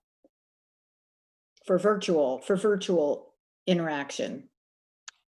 Could be virtual, yeah. Could be like promoting these online, like there'll be a school age version of the virtual tour of the new exhibition at the Bedford. So we'd love to, be able to reach out to the art instructors and the rest of the school teachers in both of all of our neighboring schools to say, here's a resource. Is this something you can incorporate into your curriculum? Is it something that you can share with families? We know that there's a big need for ways to keep school children kind of engaged in learning in new ways. So we'd love to be a part of that solution. Hope we can. Any other comments or questions? Well, I'd just like to thank Sandra and Carol and Kevin. This is a hard time that we're all going through, but I think all cities, well, in California, but all over the country are going through similar processes. And it's just, it's a tragedy. But anyway, thank you, Kevin, and your staff for doing such a good job and trying to work this through. I know it's not easy. Thank you. Thank you. Next item is Performing Arts Annual Report. Cindy, you're doing a really good job getting those videos up. It's looking good. Good evening, commissioners. I'm Scott Dennison, for the record, Performing Arts Manager. And tonight I will share some highs and certainly some low points for the July 2019 through June 2020 period for the performing arts. And we'll let Cindy get this little thing up. You guys all look good on camera. Hey, Scott, your mic's a little bit muffled. It is? I'll lean forward a little bit. I know it's hard for you to project your voice, so you may have to. I know. Okay. So Cindy, we can go to the next page. All right, so here's just a quick look at some of the areas this report covers, and I will give you some of the highlights for the LCA and Center Rep programs. Next page. We began the 2019-20 fiscal year with drive and optimism for sure. We were on track to continue our record producing and hosting numerous entertainment, corporate, and educational events. The summer and fall included producers offering subscriptions, and they saw renewal rates meeting their expectations. Next page. Events at the Lesher Center remained strong at the start of the fiscal year, but given the pandemic, we saw a sharp drop in March, reflecting a large decrease closing out the season. We definitely look forward to the opportunity to welcome guests back. And thanks to DRA and the city for the expanded Rudney Plaza, which will offer new outdoor space for performances. And you can see in the chart to the right that the 2019 January through June, we presented 473 performances. For the same period in 2020, it dropped to 167, which primarily were the beginning of that period. Next page. 2020 has definitely been a year and season of change, with certainly starting out with the Ab5, which really put a lot of companies in jeopardy of having to close. Contra Costa Musical Theater, a long time celebrating 50 years in Walnut Creek, closing operation, and certainly the COVID-19 impact. CCMT stopped operating in December, leaving subscribers holding paid tickets. So the Lesher Center decided to take over the production and use their starting of their season ticket money to produce the show. And then we had the COVID-19. So we thought optimistically that we would be able to move the show to this fall, to September, October, and that doesn't seem likely. So We still hold the rights to 9 to 5. We just don't know exactly when we're going to be able to present that, but we will. Next page. After 25 years of our management agreement for the Del Valle Theater, it was scheduled to end this season on June 30th as the Ocolonus High School District requested that they resume operations of their theater. We exited the space early, relinquishing the keys and removing all of the Lesher Center equipment, and continuing the SIP. The LCA staff and volunteers did our best to guide people when we were building starting the Redney Plaza, and they helped us so much in getting people in the right place from the parking garage. I included a picture here, which is hard to see on the screen, but hopefully your report's a little bit bigger. It's a screen of the new time capsule that will be opened in 100 years, 2120. The other time capsule that's there was the original one that we buried in 2089. We actually dug it up, didn't open it obviously, and moved it over to another spot so that the two time capsules are very close together. And I'll tell you what's in it because I helped put it in there. So anyway, thank you for moving on. No part of the operation has been untouched by the pandemic and the SIP order. The ticket office and LCA staff swiftly adjusted to a remote setup, working primarily by email and voicemail. You can see the chart to the right kind of gives you an overview of kind of what happened and how fast it happened, where we thought, when March hit, we were definitely treading water to try to figure out if we could do performances or not. But that'll give you kind of an overview of kind of the time period and how it did move so quickly. And next page. While the numbers are striking, it is encouraging to see the amount of patron credits signaling a commitment to return to the theater and the generous donations to the producers. You can see the chart to the right that we had at the start of this, 861,000 plus ticket sales advance.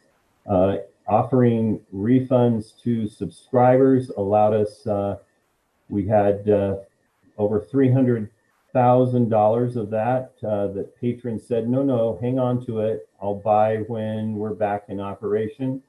And we also had a little over 221,000 being donated to the producers who they had purchased tickets for. So we didn't have what we had gladly accepted. Not everybody took a refund. So we are holding out for those times we can come back. Center Rep started our subscription with a 96% renewal rate. So it shows that definitely people want to come. The chart below will give you sort of an overview of the percentage for the different performances that we did. The last show we were able to do was the Devil's Music at the bottom. Certainly Christmas Carol as you go up to the right, Native Gardens and Murder for Two we started out.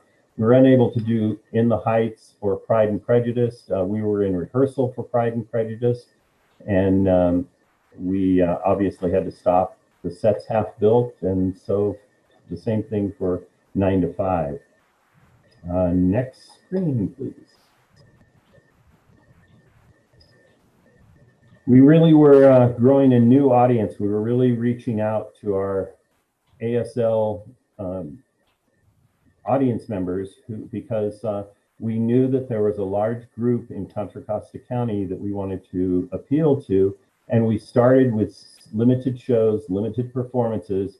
And you could see that Murder for Two, we had 14 individuals. And these are people who really hadn't been to the theater before.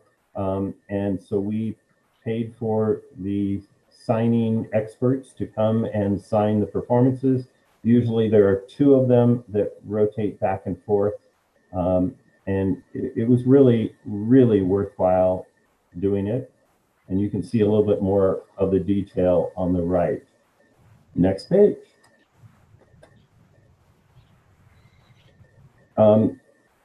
You know, starting in June, we realized that obviously we couldn't do Young Rep our traditional way where they could be in the theaters.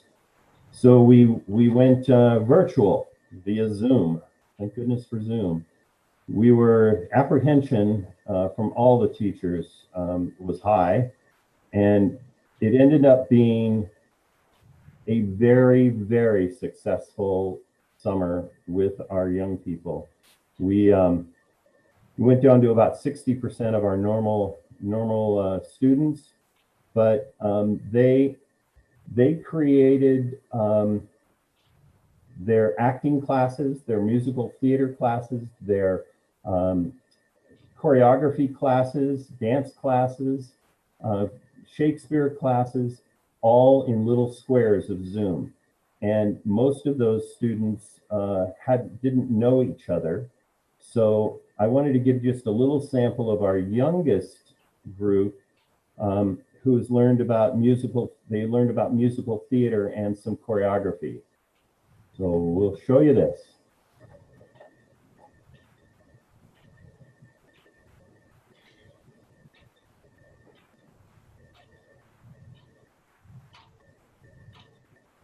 Kiss today goodbye, the sweetness and the sorrow. Wish me luck the same to you. But I can't regret what I did for love, what I did for love.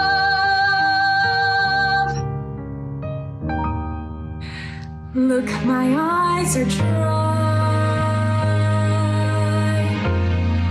The gift was ours to borrow. It's as if we always knew. But I won't forget what I did for love, what I did for love.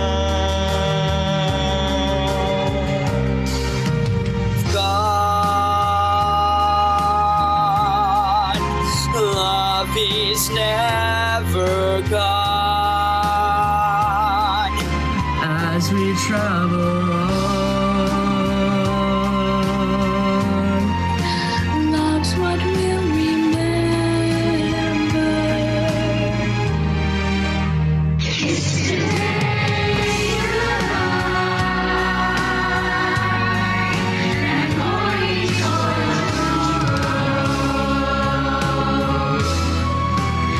We did what we had to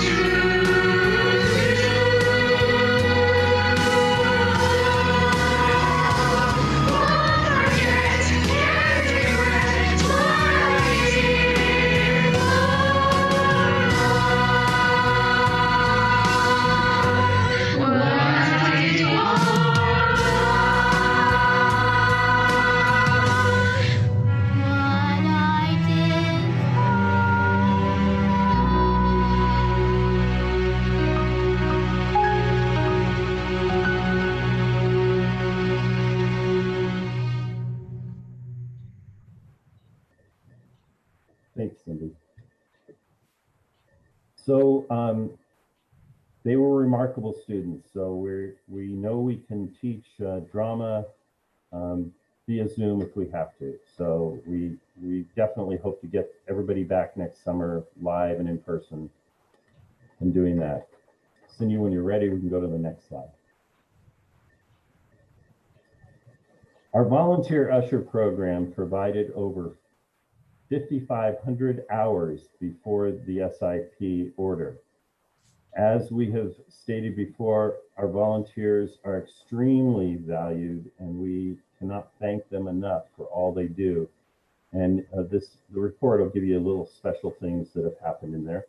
Next page. The path to recovery is a daunting one. DRA and the Lesher Foundation have made financial commitments to technology supporting virtual events and future streaming activity.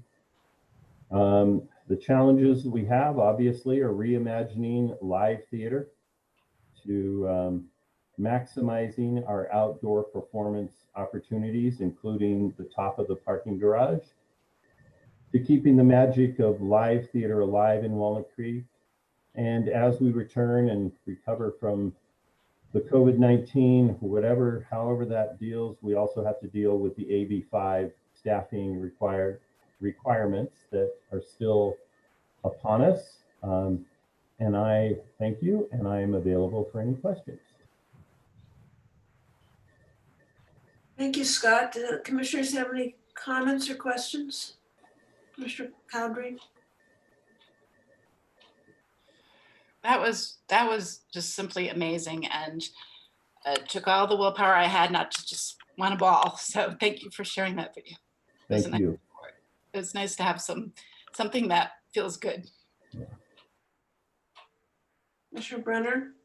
I guess I totally agree. I mean, wonderful presentation, and the video is just fabulous. Last line talked about Ab5 staff requirements. I'm not familiar with that.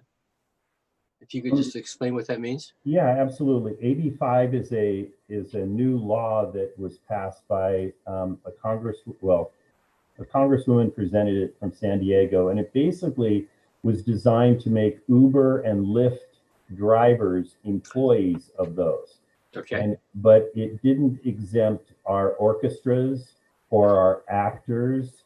So they're part of that. So, rep is in an okay position because all of our actors are paid. And so they run through the city's payroll. But for some of the small theater companies in the area, that's a challenge, and they've literally gone out of business. That's one of the major reasons that Contra Costa Musical Theater ceased producing.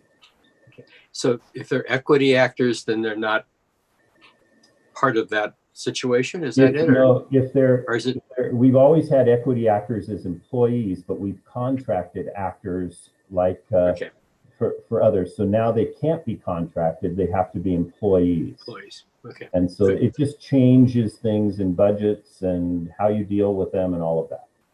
I'm sure it doesn't just change them; it adds a level of complexity. It does. Thank you.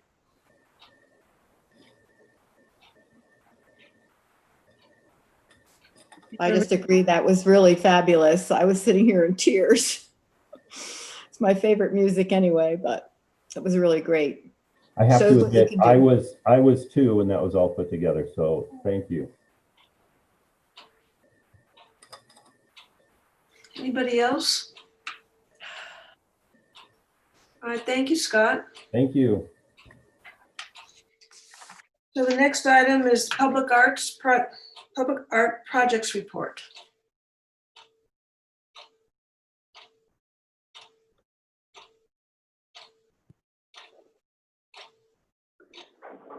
Hello again, Commissioners.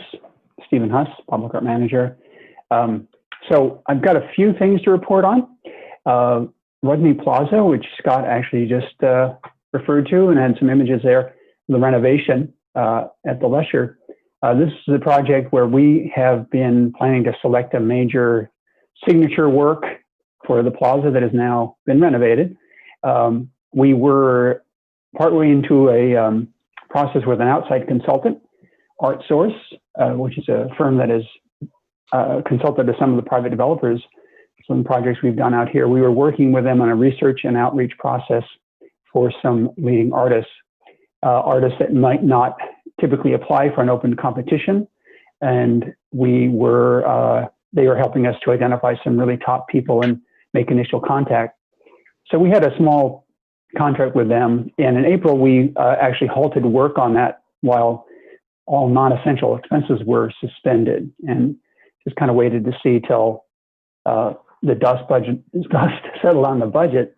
So we actually just received word recently that we can move forward again, and we have restarted their work on that and hope to have some results on that fairly soon. And we can then resume our process for the invitational review that we're going to be doing, and have some artists that we could bring forward to you. So that's Rodney. A public-private partnership we've been working on for some time is Duncan Arcade. So I think commissioners are fairly familiar with this, but I'm going to repeat this anyway because we have a new commissioner, and it's great to tell people this. Duncan Arcade is a space at 1431 North Main, and that is the entryway to kind of a pedestrian alley, covered alley. There's the anchor shop right there is Amplify Barbershop. So this is at the where Duncan would go through if it went intersected with Main there, went on through. It's right across the street from the Fountainhead sculpture. We have finally signed contracts from the property owners, and we were negotiating with them for some time. Actually, sort of started this process about a year ago. They are the owners are related in there, but they're in different parts of the country, and there were just some things we had to work through. So they are now signed off to let us use their walls. There are 5 wall spaces through that arcade. They're fairly newly painted, and they're just perfect for murals. So we're going to be commissioning murals for those spaces. The concept of this is it's a rotational murals program. So we call them temporary. We're hoping they'll be up for maybe 2 years. And if there are funds, we will then look at commissioning new works, possibly staggering the installation of those so we have works changing out. So that's very exciting. I went back and contacted the artists we chose in June 2019.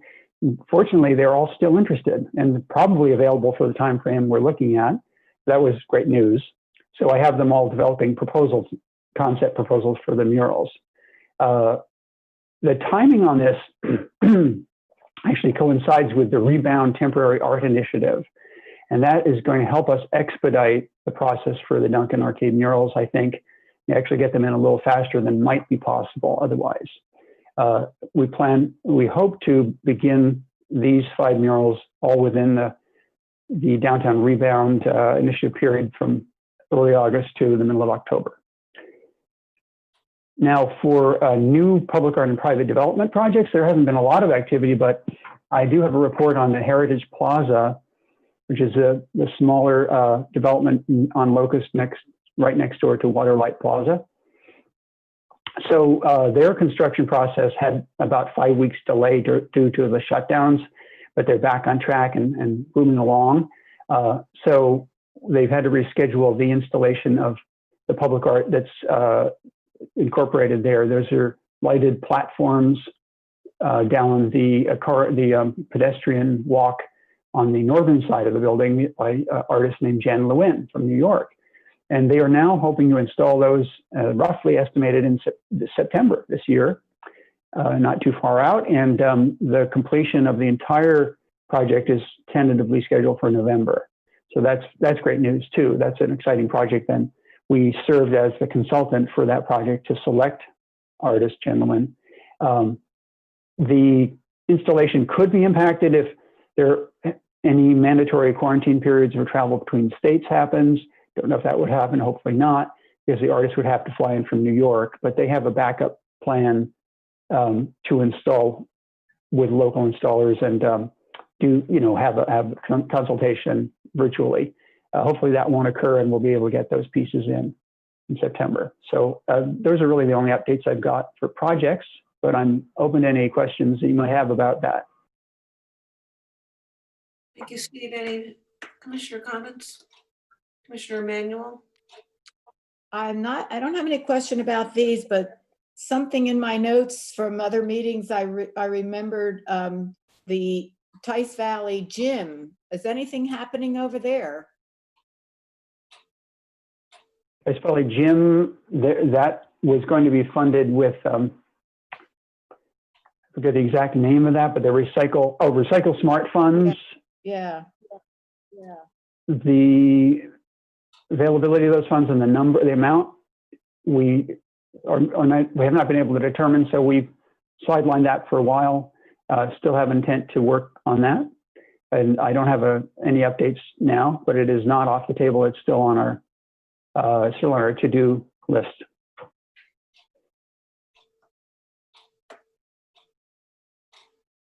Commissioner Cowdery? I know before Roar at Broadway Plaza had to be shut down for COVID reasons, they were working on fixing the damage. Did that ever happen before it got shut down?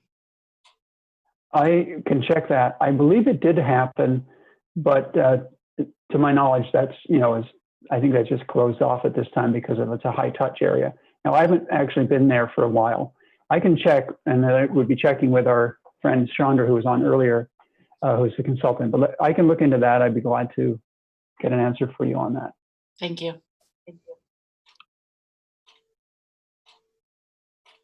Anybody else? All right, thank you, Steve. Yeah, the next report is the rebound project. Steve again. I'll take the lead on that as well. Yeah, thank you. So as you've no doubt heard, City Council approved emergency powers that include a rebound program to revive the downtown. So these powers granted to the city manager some relaxed, the powers that were granted to the manager help to relax and expedite some of the usual processes that occur for board and commission reviews that would typically be required. Also for permitting and contracting, insurance, all of those things were meant to kind of be streamlined so that some of these boons to businesses could occur. An ad hoc committee from the council of Mayor Haskew and Councilmember Silva was formed. Those two members constitute the ad hoc committee. Their initiatives included outdoor seating and special signage for restaurants. They also included performance stages and also temporary art installations. So they assigned a temporary art committee that includes our current commissioners, Cowdery and Emanuel, also our former commissioner, Joe Bologna, and Joe is the committee chair. Also on that committee are David Mudgett, who is a local sculptor, and council member Wilk. Later on, I was assigned as the staff advisor to that committee. So we have been working for a number of weeks, looking at a variety of art interventions for downtown.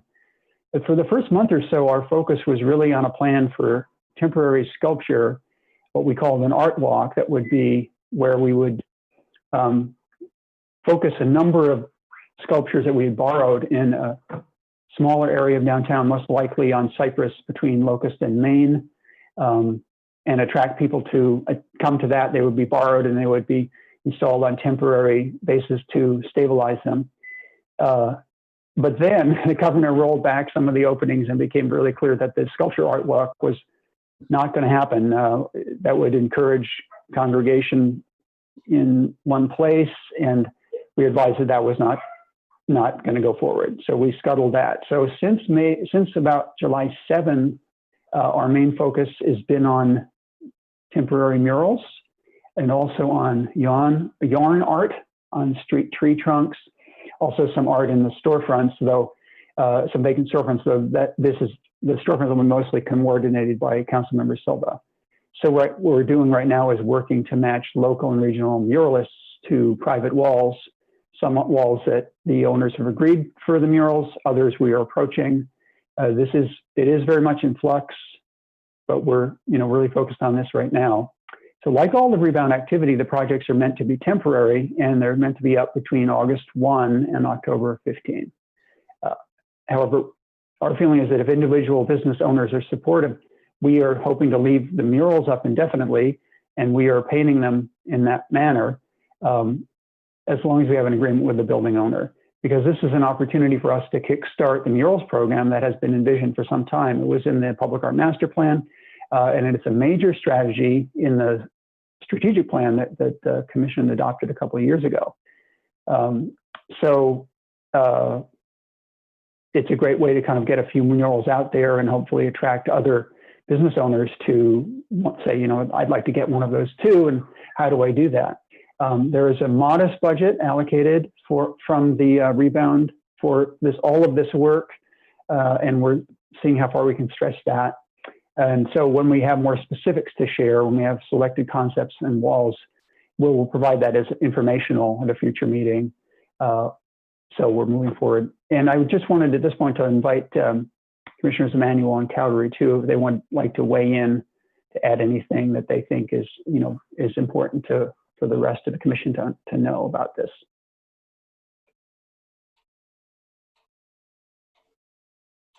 I think you've done a nice job summarizing all the meetings, lots of meetings. And it seems like we're making progress.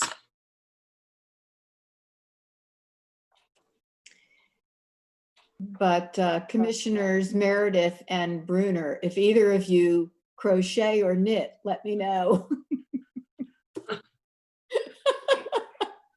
Never know. Does tying my shoelaces cover that at all? That's getting close. Okay. Anything else, Steve? Not for me, thank you. Any other questions or comments from the commission? Okay, we'll move on to the item 6, staff announcements and brief reports on activities.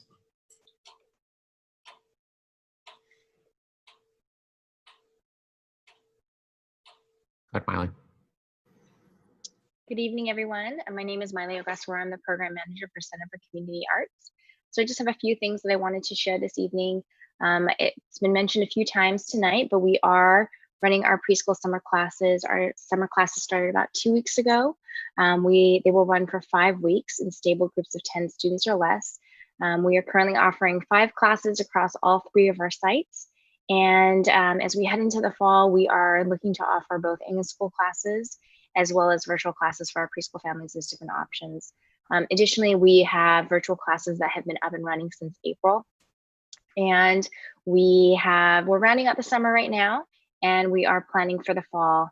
And in the next couple of months, we should see some fall classes up in August on our website. All of our virtual classes can be found at communityarts.org/virtual. And finally, this was mentioned before, and I'm not sure if any of the other managers are going to report on this, but we are looking into offering school day enrichment programs across our arts and recreation department, which will include some arts offerings as well. It's really great to be working with all of the other managers to be able to offer the community something that is very comprehensive, both enrichment, arts, recreation to the community as we head into the school year in distance learning mode. And then finally, for fall classes, we are also looking at offering outdoor classes. We received the go from County Health, and so we will be looking at where we can take some of the arts classes that would typically be offered in the classroom for youth and adult and move them to outdoor spaces. Again, socially distanced in groups of no more than 12 students. And of course, wearing appropriate PPE, which includes having instructors and students wear masks while they're participating. Thank you.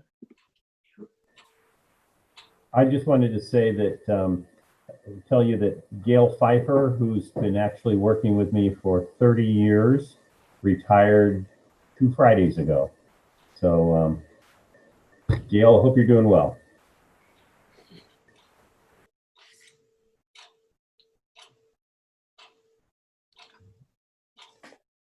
Hi, Commissioners. It's Emily Anders from the Bedford Gallery. I will just give you a quick update on what's going on with the gallery.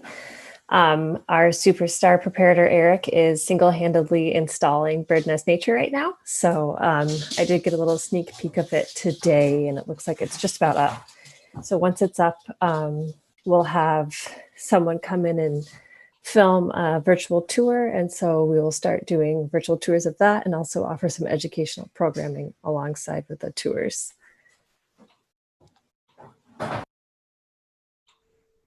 Just a few things from me, Chair. The first is one of the casualties of the budget is Your Parks, Your Future, which Commissioner Sagastiki, former, was representing the Arts Commission. That is a project that is now on, at least for this year, hiatus. There was good work that went into that project, and there's a good foundation for when that project gets moving forward again. So we look forward to that. But as of now, it's on pause for at least a year. The other is just a reminder to the chair and vice chair, the mayor's breakfast, bring your own breakfast meeting is on August 7th at 9 a.m. You should receive a Zoom appointment for that. Anne and Cindy, we should make sure that Yasmini gets that as well, because I don't think that Susie knows yet. Sorry, talking out of turn. And then as a reminder, your next meeting is October 26th, the next regular meeting. We're obviously, open to special meetings if necessary, but the 26th is your next one. And then lastly, I want to again congratulate and welcome Commissioner Bruner for joining the team and acknowledge his fine taste in shirts. Spectacular. Any questions for staff? Okay, commissioners' announcements and brief reports and activities. Anybody have anything they'd like to talk?